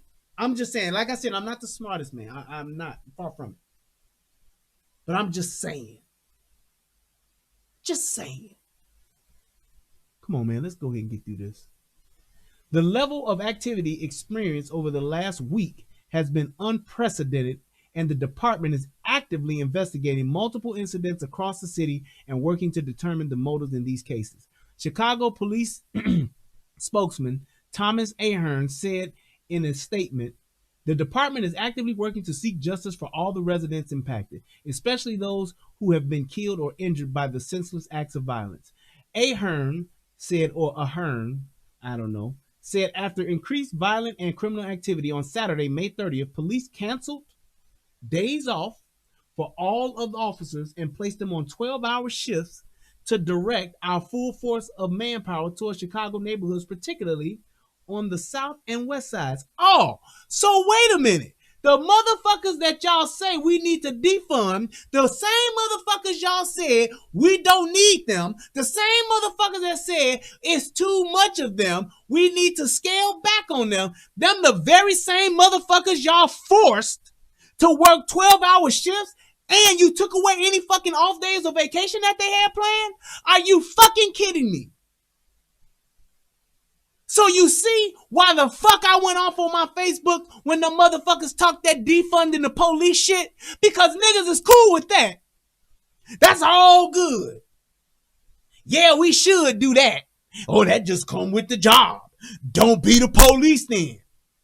Oh, but we want to take money and resources from them. Because at the end of the day, anybody that tries to tell you, well, defunding means we can have people do the lesser crimes will be done by this other security group, and then the major crimes will be done by the police. Bullshit ain't about nothing but bullshit. If 80% of the murders are going unsolved in the goddamn city already, you taking money away from them to allocate towards some other fucking social social outreach programs or whatever the fuck you want to call it, or social workers, you taking money away from them officers, it's going to mean less policing. Period. Anybody that try to tell you different, they're a dumbass. And they fucking insulting your intelligence. I know what the fuck defunding means.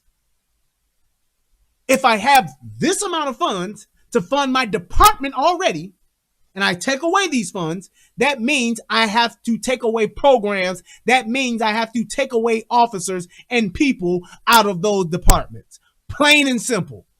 You can try to slice and dice that shit and pre it up and put a bunch of whipped cream and a cherry on top if you want to, but underneath all that whipped cream and cherries is a shit pie.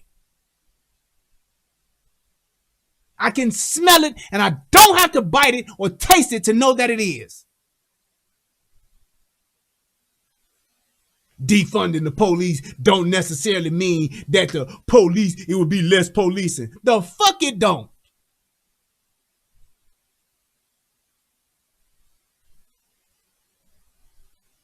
But when shit get thick, when shit hits the fan, oh, we'll just cancel all of their off days so they can't go. So I can't go spend time with my family. I can't go enjoy the holiday with my fucking loved ones. I can't go do anything with my kids. I can't do nothing at all but be on the same streets to get spit on, piss thrown at, bleach thrown at, shot at, fucking spit, kicked, all kind of pops, juice, beverages, whatever the fuck you can find. I get to have that thrown at me. I get my fucking police car fucking destroyed. I get fucking police cars set on fire, turned over, bricks, rocks, sticks, everything else under the fucking sun that a motherfucker can hurl at me. I gotta get all of that. For fucking an extended period of time where I gotta work a 12-hour shift now. Oh, okay. Oh, okay. So you want to defund my department, and then you want to make me work longer hours. You want to cancel my fucking vacation and my off time. For what? For the same group of motherfuckers you say you really don't need and needs reform and need to change. They need to be tore the fuck down. The fuck out my face. Man, please. It's beyond stupid. Positive influence slain. The weekend's death toll includes 21-year-old Gregory Lewis, one of 6 people killed May 30th. Lewis was gunned down early morning while riding in a vehicle on the 500 block of East 115th Street. That's, yep, in my old neighborhood. Yep. Mustafa Abdullah, Lewis's former dean of Excel Academy of Roseland, Roseland area, spoke glowingly of his former student, who he described as a positive influence, a leader for a time served as the vice president of the school's student government. He was very helpful in de-escalating any situations that had potential to kind of escalate into anything further, Abdullah said. He was a really good kid. Abdullah said he had a unique relationship with Lewis in addition to joking around and busting on each other. They, I guess, capping. Lewis also helped Abdullah acclimate to life in Chicago as he was still adjusting after moving from Philadelphia. Is that him right there? I guess so. Yep. Yeah, there's the guy the kid right there. Goddamn shame, man. We would sit and talk in my office for hours just about life, he said. So just kind of schooling me on the ins and outs of Chicago, the do's and don'ts, just kind of what the young people are going through today as far as neighborhood situations or whatever the case may be. In recent years, Abdullah fell out of touch with Lewis, but said he knew his former student was trying to launch a rap career. On Thursday, Abdullah finally recalled a school trip to Washington, D.C. that he and Lewis went on together. The pair spent the bus ride down, poking fun at each other, which served as a constant source of entertainment for the other students for the ride. Once in the capital, the group toured the historical sites and museums and took in Washington Wizards game. All right. And they talking about everybody else that got shot. Shot after her own I ain't gonna go into all of these. Shot after her own graduation party. No Black Lives Matter. Police attention diverted. Expert.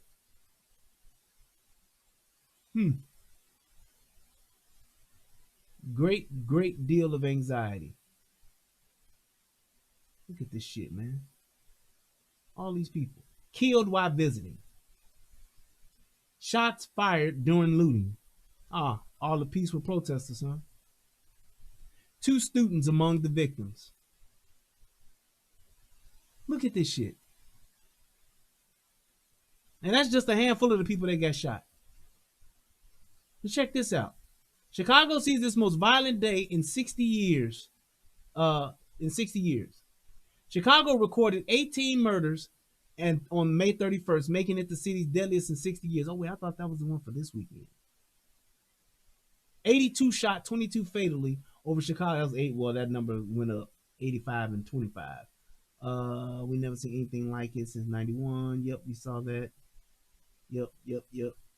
I think that was it. Yeah. Oh, that's right, because the other story had all that information in it. Yeah. All right, so I ain't even got to read that one. And then this is the one with the toddler here. Today is typically a day where fathers celebrate the bond between a parent and a child. Unfortunately, for many Chicago dads, this weekend will forever be marked by what these murderers have taken from them.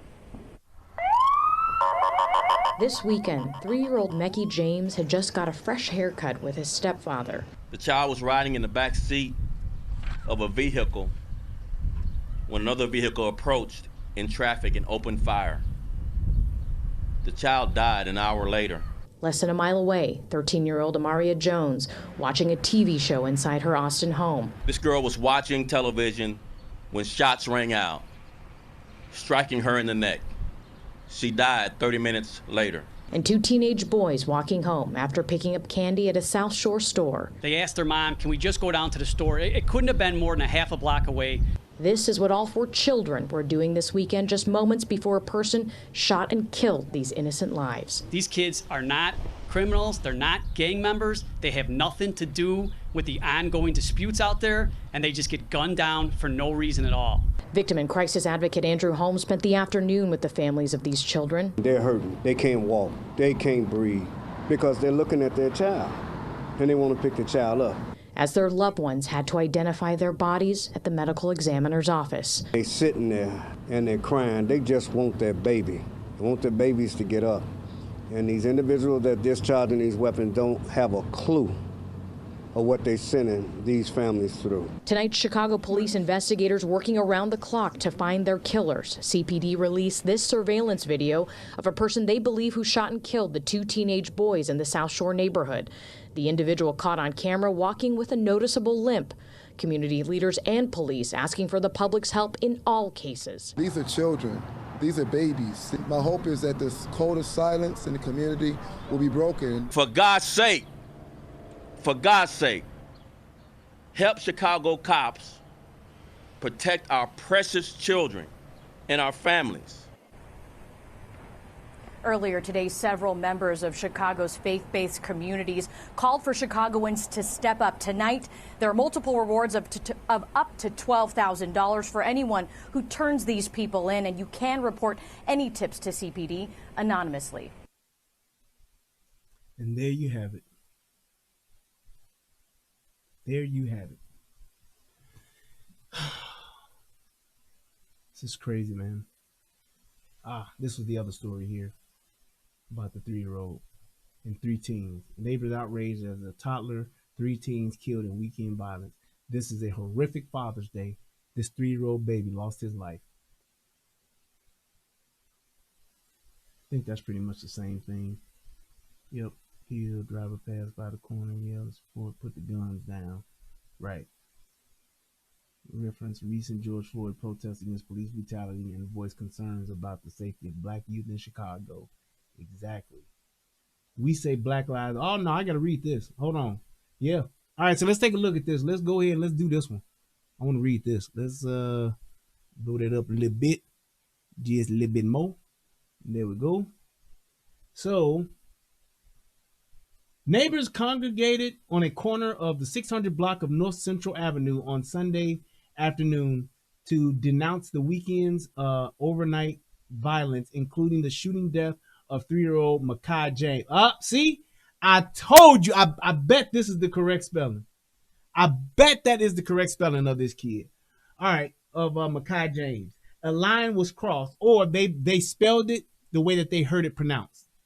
A line was crossed, said the Reverend Ira Acree of Greater St. John Bible Church. This is a horrific Father's Day. This 3-year-old baby lost his life. I could not pastor this community and not say something. Joined by other faith and community leaders, neighbors filled the sidewalk to remember and mourn the children's death. A driver passed by the corner of the street and yelled in support of the city to put the guns down. Okay. Acree referenced recent George Floyd protests against police brutality and voiced concerns about the safety of black youth in Chicago. We say Black Lives Matter, but we're here to say black baby lives matter more, he said. Yeah. At a Sunday news conference on the weekend violence, Chicago Police Superintendent David Brown said at least 61 people have been shot in the city through Sunday, and as of Sunday morning, 8 young people had been shot, 4 fatally. Brown, along with the chief of detectives, Brendan Denahan, urged anyone with information on any of these cases to come forward. Good men throughout this city should be celebrating with their families on a beautiful day, But instead, a number of Chicagoans will be spending Father's Day grieving the loss of their children, Brown said. Brown repeatedly called for keeping violent offenders in jail longer and revamping the home monitoring program. I put myself in that house, holding that little girl as she struggles to breathe, Brown said. I put myself in that hospital, clutching a baby with a bullet hole. Tears are a natural reaction to these tragic stories of violence, but we need to do more than just cry. Let's keep violent offenders in jail longer, and let's revamp the home monitoring program. It's not working. Brown said he was thinking of residents in the affected community. Bullets don't just tear apart the things they strike, Brown says. Bullets also tear apart families. Bullets destroy neighborhoods, and they ruin any sense of safety in a community. You're right about that. Mekhi was riding in the back seat of a vehicle with his father, 27, who police says was the intended target when they were shot at about 6:30 p.m. in the 600 block of North Central Avenue in the South Austin neighborhood. 2 hours later, 3 teens were shot, including a 13-year-old girl who died about 5 blocks from where Mekhi's shooting happened. Two teenage boys were killed Saturday in the South Chicago neighborhood. Mekhi said his church will set a $2,500 reward for any information that could lead to the arrest of the person who shot Mekhi. Additional rewards are being established according to community organizers. Nicole Weekly of Austin stood on a patch of grass near the crowded sidewalk and listened as community leaders spoke. Weekly, who said she lives on the same block where the shooting occurred, said she heard gunshots about 6 p.m. Saturday and rushed to her window. She saw a blue vehicle zoom by. What is happening with our kids, she said, holding her palms together. Our babies can't be getting killed. What kind of future do we have if our babies are getting killed? The father suffered a graze wound to his abdomen and refused medical treatment, while Mekhi suffered a gunshot wound to the back and was pronounced dead at West Suburban Medical Center in Oak Park, police said. The child's father is known to police, and appears to be the intended target of the shooting, police said. Let's hear what Mayor Lightfoot said. Our city's collective hearts break to hear the unfathomable news of a 3-year-old boy who was shot and killed tonight on Chicago's West Side. There are simply no words to describe such a heinous, unconscionable act of cowardice to shoot at a toddler. First of all, I'm gonna say this. I bet because this boy was only 3 years old, the shooters didn't even probably know the kid was in the car. Not that I'm trying to defend the shooters, but the shooters probably didn't even see that there was a 3-year-old in the car. They just saw this nigga and they wanted to get him. That's it. My thing is this. Number one, why you out here in the streets knowing that there's niggas that want your head and you got your shorty in the car with you? Number one. And look, let me read this. Longtime activist Andrew Holmes also held a media briefing following the toddler's death Saturday. The community needs to take care of home base because multiple children have been shot.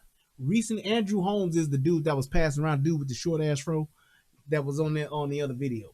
That's the community activist. He's always around. Every time a nigga gets shot, he's the one that go to the neighborhood and try to help the police and help the community.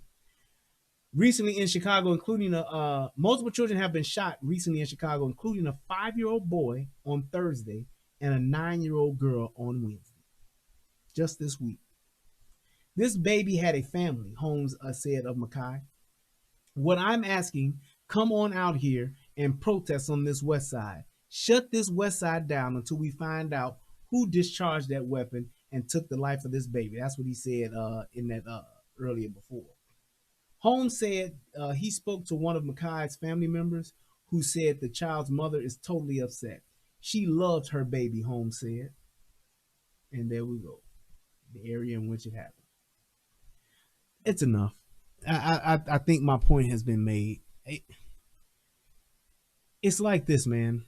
And I'm going to wrap this up. We're going to get on up out of here. If we don't police us, if we don't help those that's trying to police us, then what can we expect? What can we expect? Well, I mean, what do we really expect to change?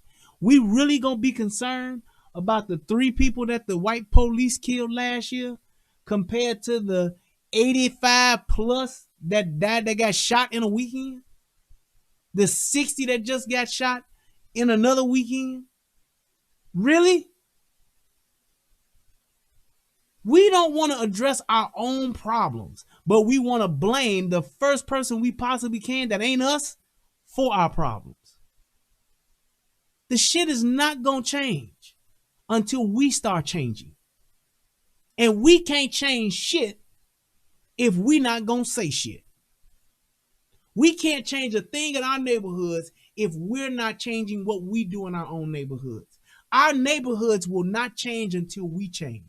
We have to draw a line in the sand and say this shit ain't going on no more, and be willing to die for that shit. Be willing to kill for that shit.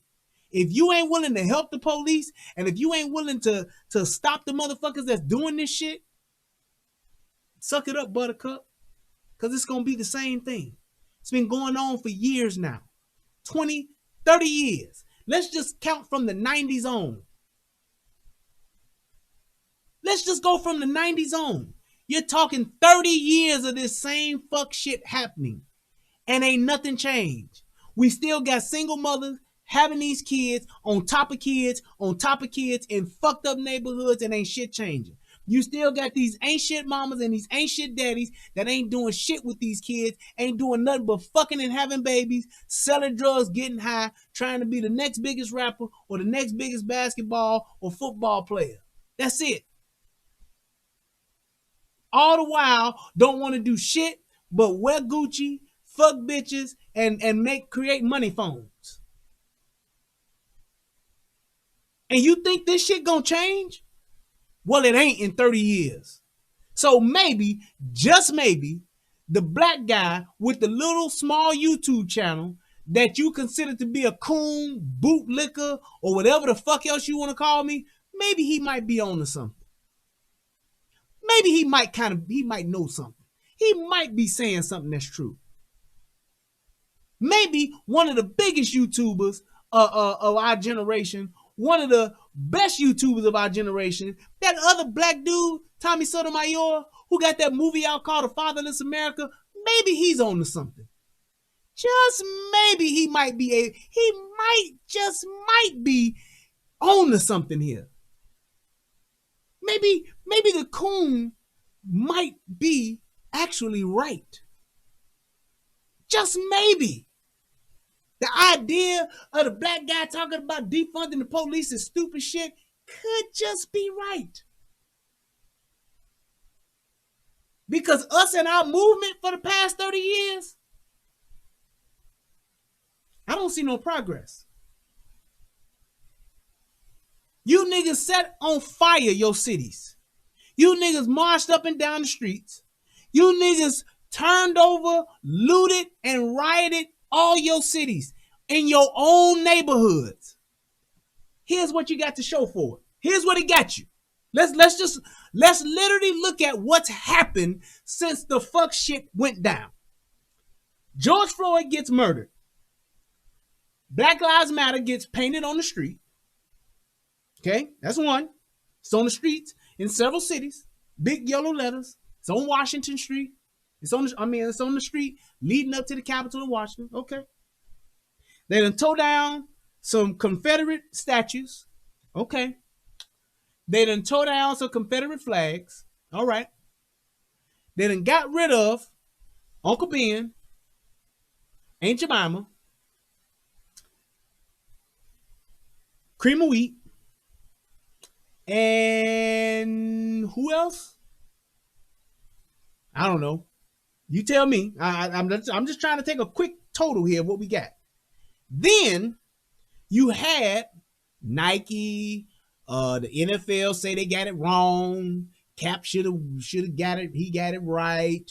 They had all of these different companies that say we're now gonna work towards the equality and the injustices of black folks. Right? They took Gone with the Wind away. They took the gun out of Elmer Fudd's hand. They got rid of the guns for Yosemite Sam. Right? They got to get rid of Mrs. Butterworth. No Confederate flag in NASCAR no more. Right? Now, all of these things, I don't have a problem with. You want to take it down? Fine. But what do we have, niggas? What do black folks actually have? What did you actually get? You had a bunch of fucking assholes in Washington get on their knees wearing kente cloths talking about we got this bill passed, y'all, that ain't nobody really got to adopt. We just hope they do. You got Trump who put a bill together and says, hey, I can't make everybody do this, but we hope that they follow suit. What do you actually have? Do we got 40 acres and a mule? Nope. Do we got reparations? Mm-mm. Do we have anything that's tangible that we can say because of this, we now have this? Because of what's happened with George Floyd, and because of what we have protested, rioted, and looted for, we could not do this before. And because we did all of that, we can now do this. Please tell me what that thing is. I'll wait. I'll give you a few seconds.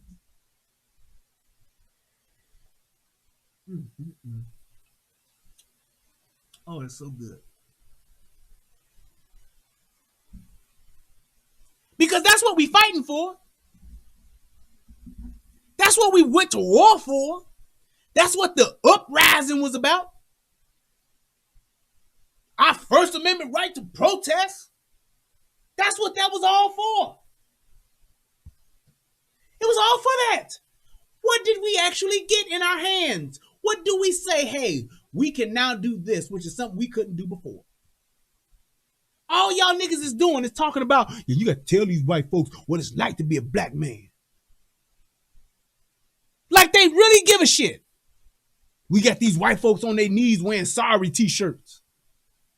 White folks is paying attention to black folks more than ever before.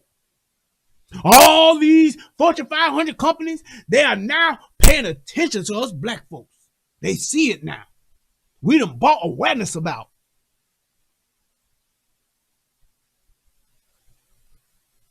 If you don't have an agenda, mapped out, if you don't have a list of demands to say, not we want people to stop being racist, we want to stop systemic racism, we want to stop all these racists, these racist entities got to be taken away and torn down. No, fuck that. If you don't have anything that is tangible, that is going to not benefit just you, but your generations that come after you, you ain't dead and you ain't got shit. All they're doing is giving you things that don't matter. Get some fucking power. Get some fucking real estate. Nike, you want to make it up to us? Pay off 1,000 niggas' mortgages. Reebok, you want to reach out to us? Send 500 niggas to school for free for 4 years. Y'all, you want these Fortune 500 companies to really understand our plight? General Mills, Quaker Oats, the Dow. Go ahead and promise to send 10,000 black folks to 4-year universities for free for the next 5, 10, 15, 20 years. That's what you want to do. But you know what? When you ask for that, you're going to get the real white folk answer, which is going to be, well, we just can't really, we don't have the funding in place to do that. There's just not funding in place to do those things. That's what you're going to get. Don't sit here talk about, yeah, we gonna now take the Aunt Jemima box and we gonna put Candace Owens' face on it. Oh, that's funny. Meanwhile, while the iron's hot, you motherfuckers ain't striking to get shit. Cap gonna get a job now. Woo! Yeah, black folks, see what happens when we stand up? You stupid ass niggas still trying to get a rich ass, mediocre fucking football player a goddamn quarterbacking job for what? I ain't even got to go on the Cap because I done went in on them enough. But you niggas are still worried about reposting, putting on your Facebooks, putting on your Instagrams. Yeah, Cap gonna get a job now. See, we was right. Gives a fuck about Cap getting a job. And what's gonna happen if they do give him a job? They gonna give him a job and he gonna have a shitty season and you niggas gonna be talking about he in the wrong system. He was off for too long. He still got rust on his bones. They played him. The calls ain't fair. The offense wasn't set up for his skill set. Watch. Watch you niggas make an excuse for Cap. Guarantee it. Because he was a mediocre quarterback at best. On his best day, he was mediocre. He wasn't like Michael Vick. Michael Vick was the shit before the Dogs, and even when he came back, he was still the shit. Michael Vick was that dude. He was a top-tier quarterback when he left the game. Oh, I'm sorry. Got put out the game. He was the shit. Plain and simple. Cap can't even hold a candle to this nigga's light. He can't. He's just not that good. And I ain't hating on him. Do I think he could play in the NFL? Yeah. As a backup, second or third string quarterback, or a team that just sucks ass? Absolutely. Shit. Get rid of Trubisky and send him to the Bears. I ain't shit. Send his ass to Cleveland. Yes. Can he snap the ball and run an offense? Sure can. Is he a top-tier quarterback that got fucked over? No. He's a biracial guy who been raised by white folks, and he got into the league, and he literally wasn't cutting it. And he found a way to manipulate the system to get his name out there and to get himself a platform. Him and listening to his Nation of Islam, Islamic woman, got him where he was at. And I can tell you, even though we don't know the amount, I can imagine the checks he got cut from the NFL and the check he got cut from Nike. I'm sure Cap is okay. He may want to play, but I'm sure he's okay. I'm more concerned about the niggas in the hood that ain't got nowhere near Cap's money or nowhere near Cap's lifestyle. I'm more concerned about the 60 niggas that didn't get shot than I am about Cap. I'm sorry. Cap matters, but he don't matter more than these niggas out here. Yeah. He Cap matters, but he matters more. He don't matter more than the 492 niggas that got shot last year compared to the 3 that got killed by police last year. Numbers and facts. That's all I'm saying. So, without further ado, and actually, hold on one second. Before I get out of here, I got something that I want to say. And let me see if I can pull this up. Where are you? Shit. Oh yeah, there we go.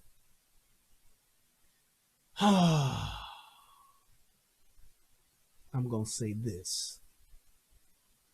If I can find it, I know it's here. I know it is. Somewhere out there.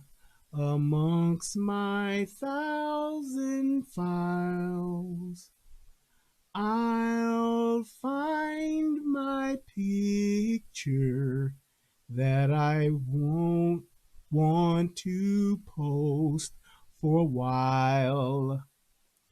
Somewhere out there in one of my folders. There it is. I'm going to try to do this as best I can.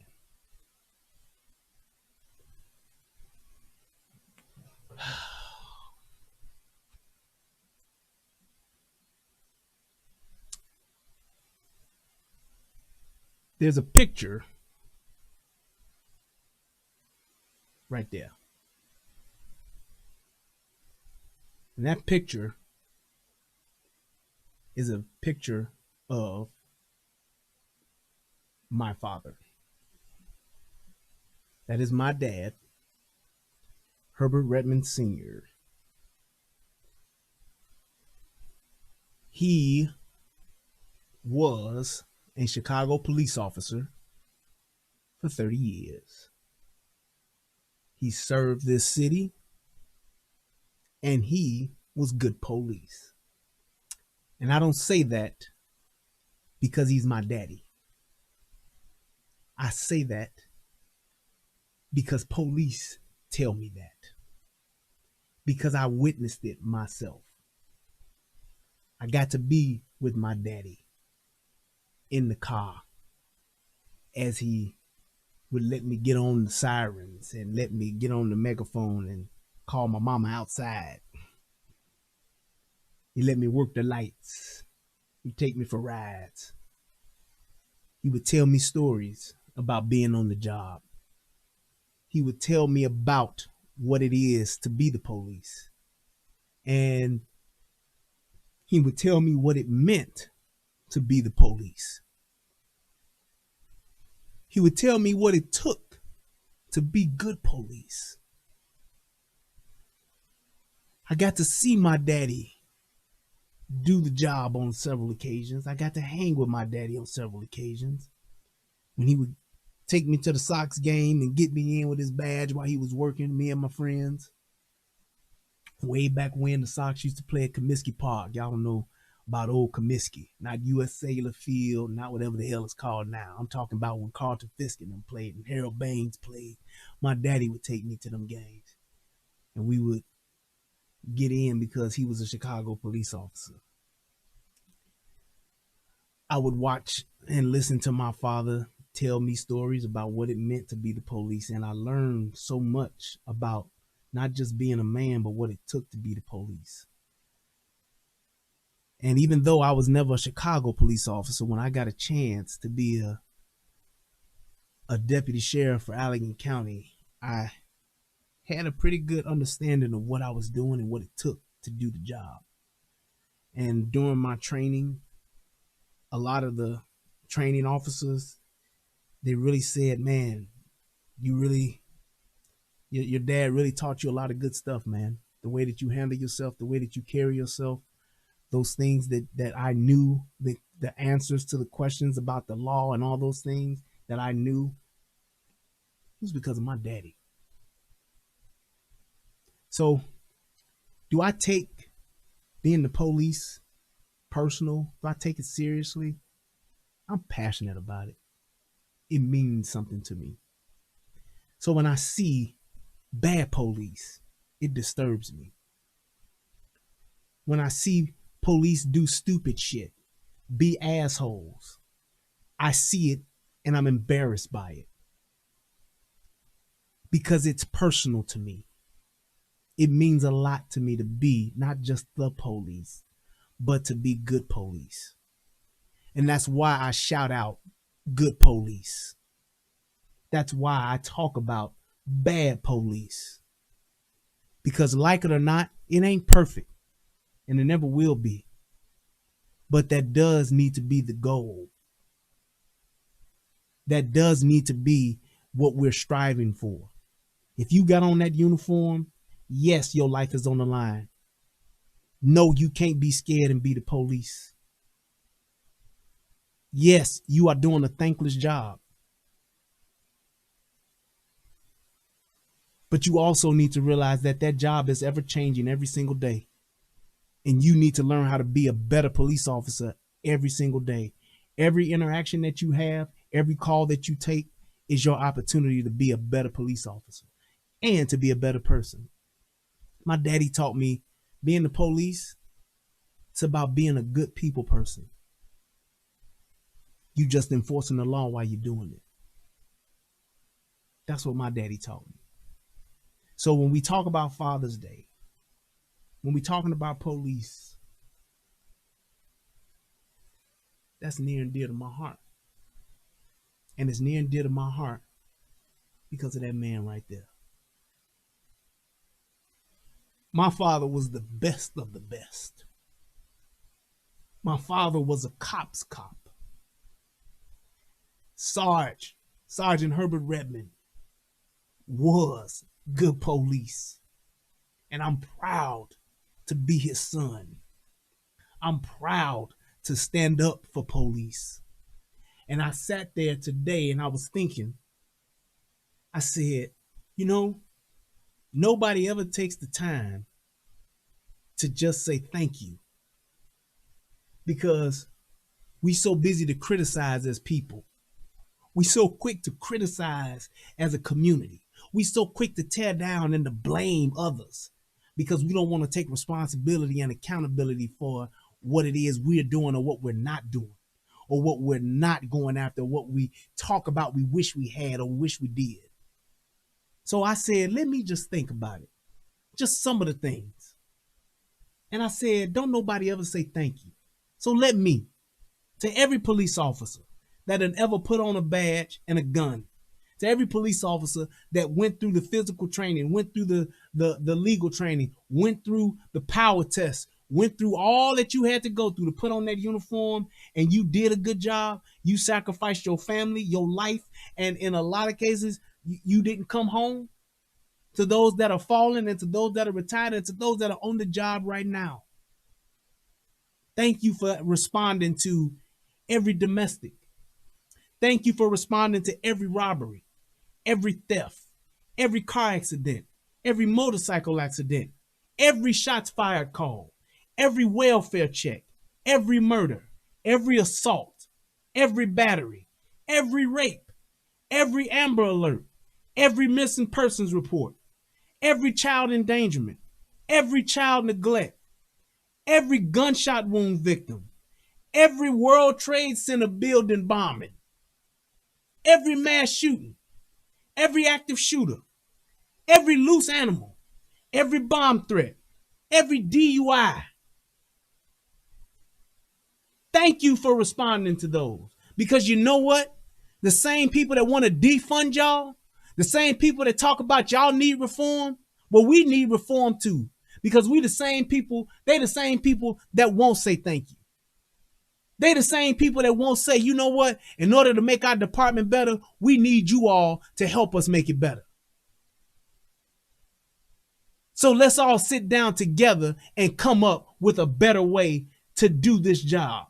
Let's all get some more resources and let's get some more funding to make sure that funding is applied in the right key areas to make sure that we're doing a better job.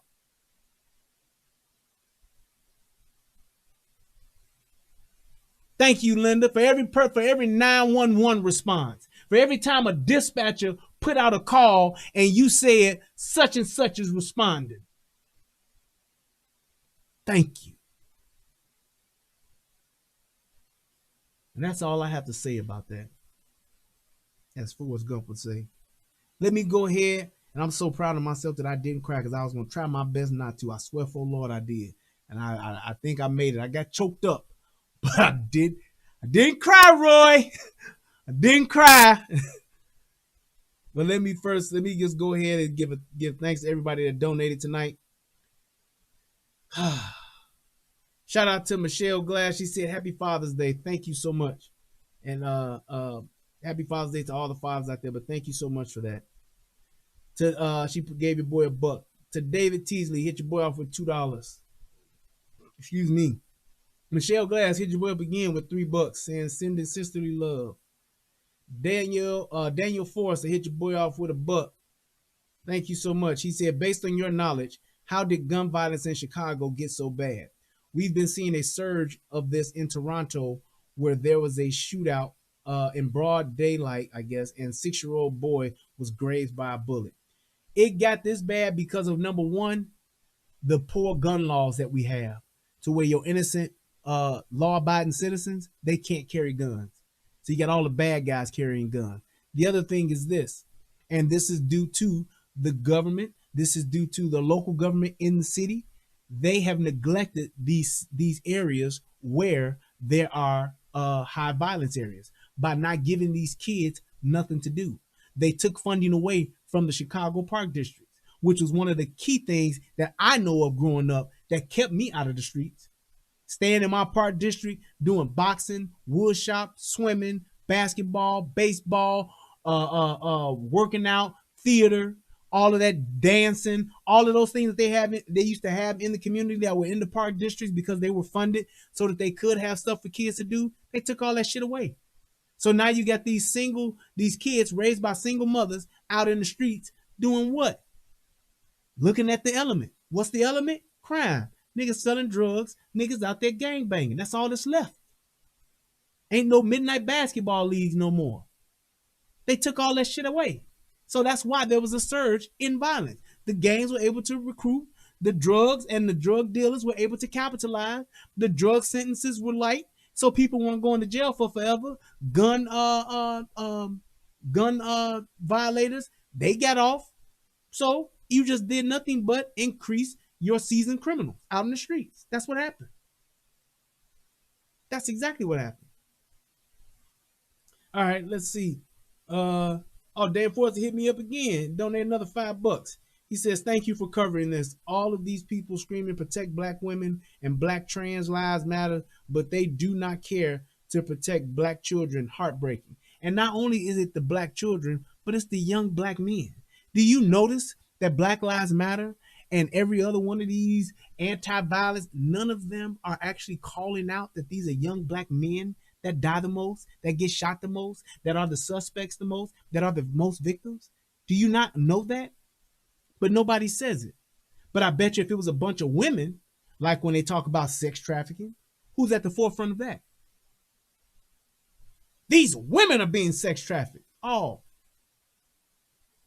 okay. So it's even more of a problem. It should even get more attention now because they're young girls that are being sex trafficked. I get it. But when it's young black boys that's dying, who's saying that needs to be at the forefront? I'll wait. When a child gets killed or a child gets shot, how come there isn't more outrage? How come there isn't? And not just saying shot. What about when these ain't shit parents be killing their kids? The baby daddy kill them. The mama kill them.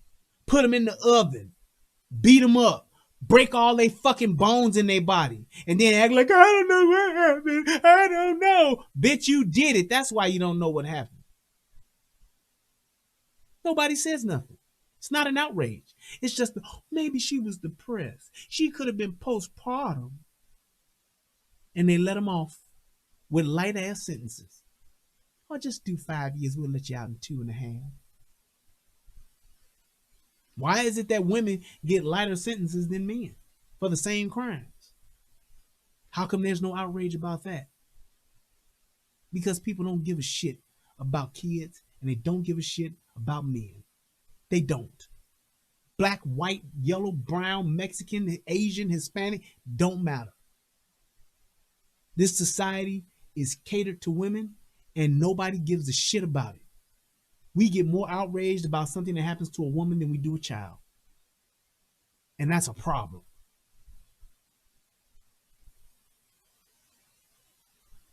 But we want the men to step up and lead. Okay.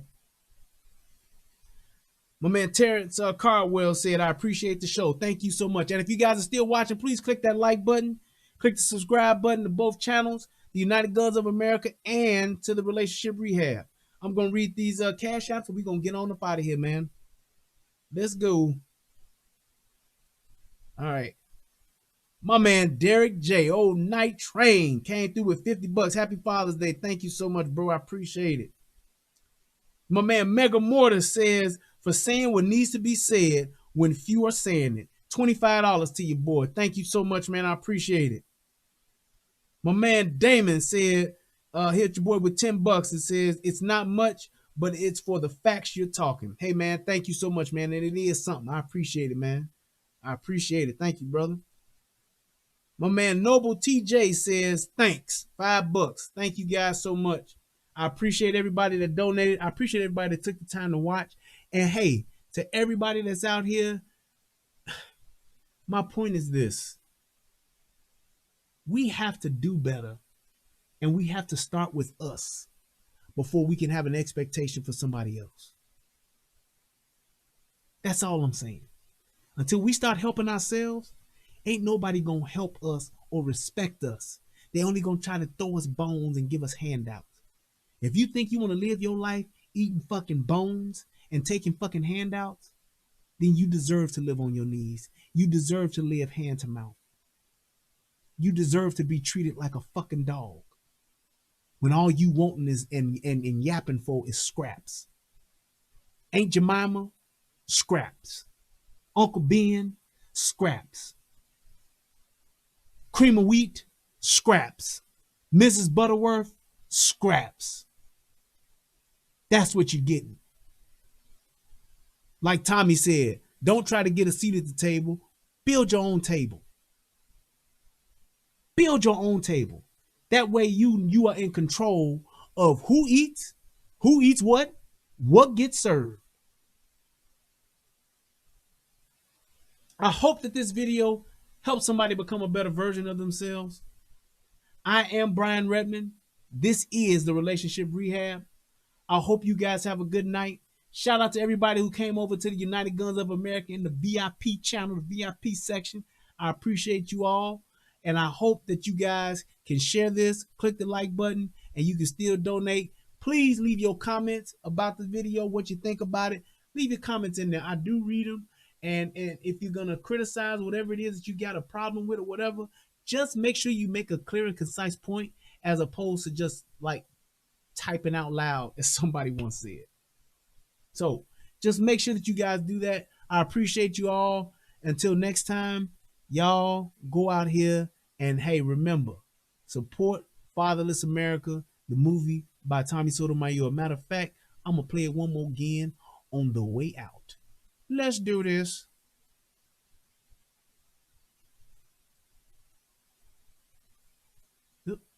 Bam. There it is. FatherlessAmerica.com, people. In this country, 5 times more likely to commit suicide than children who have a father in the home. 32 times more likely to run away. 20 times more likely to have a behavioral disorder. 14 times more likely to become sexually aggressive or commit rape.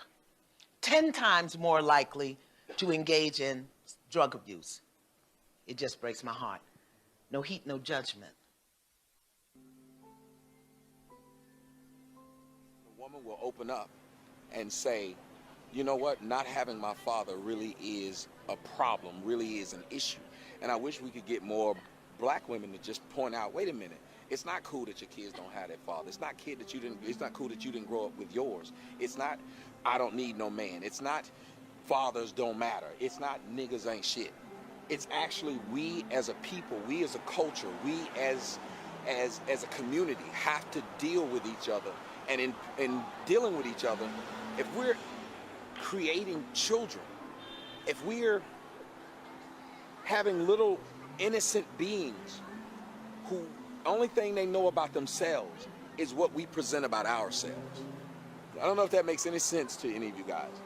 If you are a Jew and you know that you must be a doctor, a lawyer, something like that, that matters. Your goal is higher. What you want to be in life is exalted. But if you think about what happens with us as black men, Our goal in life is where? What do we have to look up to? Who do we have to look up to? Was our fathers impressive? Was our grandfathers impressive? It doesn't even matter what you say sometimes to your children. It's what you do. It's what you have. It's the presence you command. It's the maturity of how you deal with each other and deal with other people. And that's the biggest thing we need in the black community. Where does that start? To me, it's with fathers. If your man is confident, your man is proud. When your man is proud, he loves what he has. He protects what he has when he has these situations. And that's when you, as a woman, as a man, as a family, as a community, that's when we'll be better. When we actually care about each other.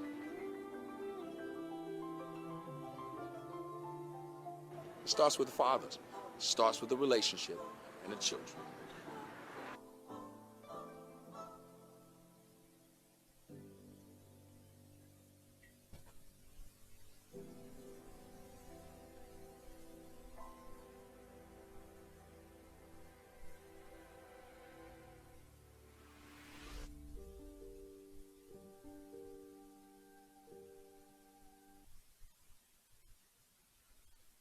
Awesome. Fatherless America, man. Go get it. And last but not least, let me address something that happened in the last show.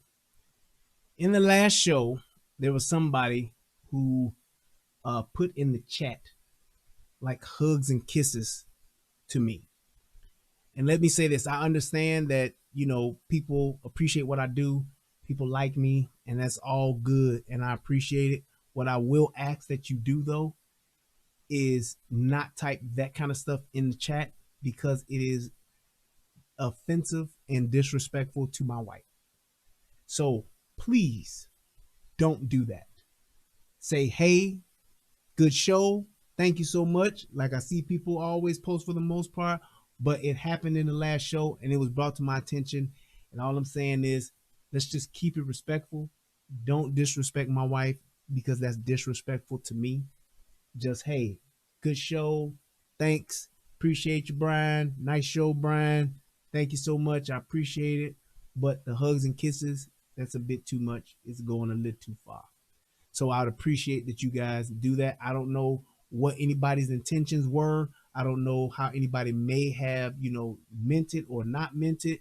But to keep it all smooth, to keep it all 100 and problem free, because I don't want to have to delete nobody for putting something like that improper in my chat. Just don't do it. Just keep it straight up. Hey, keep it cordial. Keep it nice. Salutes, thumbs up, all that good stuff, but no hugs and kisses. So I appreciate that. Thank you guys so much. Until next time, here I is. Hey.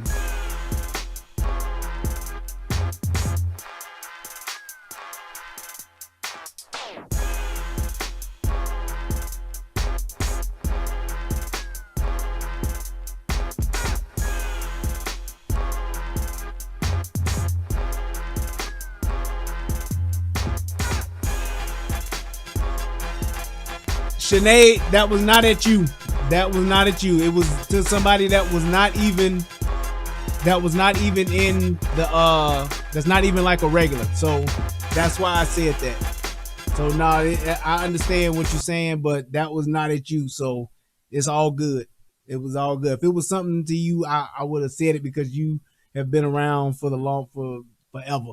But no, that wasn't to you. The person who did it, I'm pretty sure they know who they are by now. Because like I said, it was a new person. So somebody that I don't see that often. But it is what it is. But no, you all good. So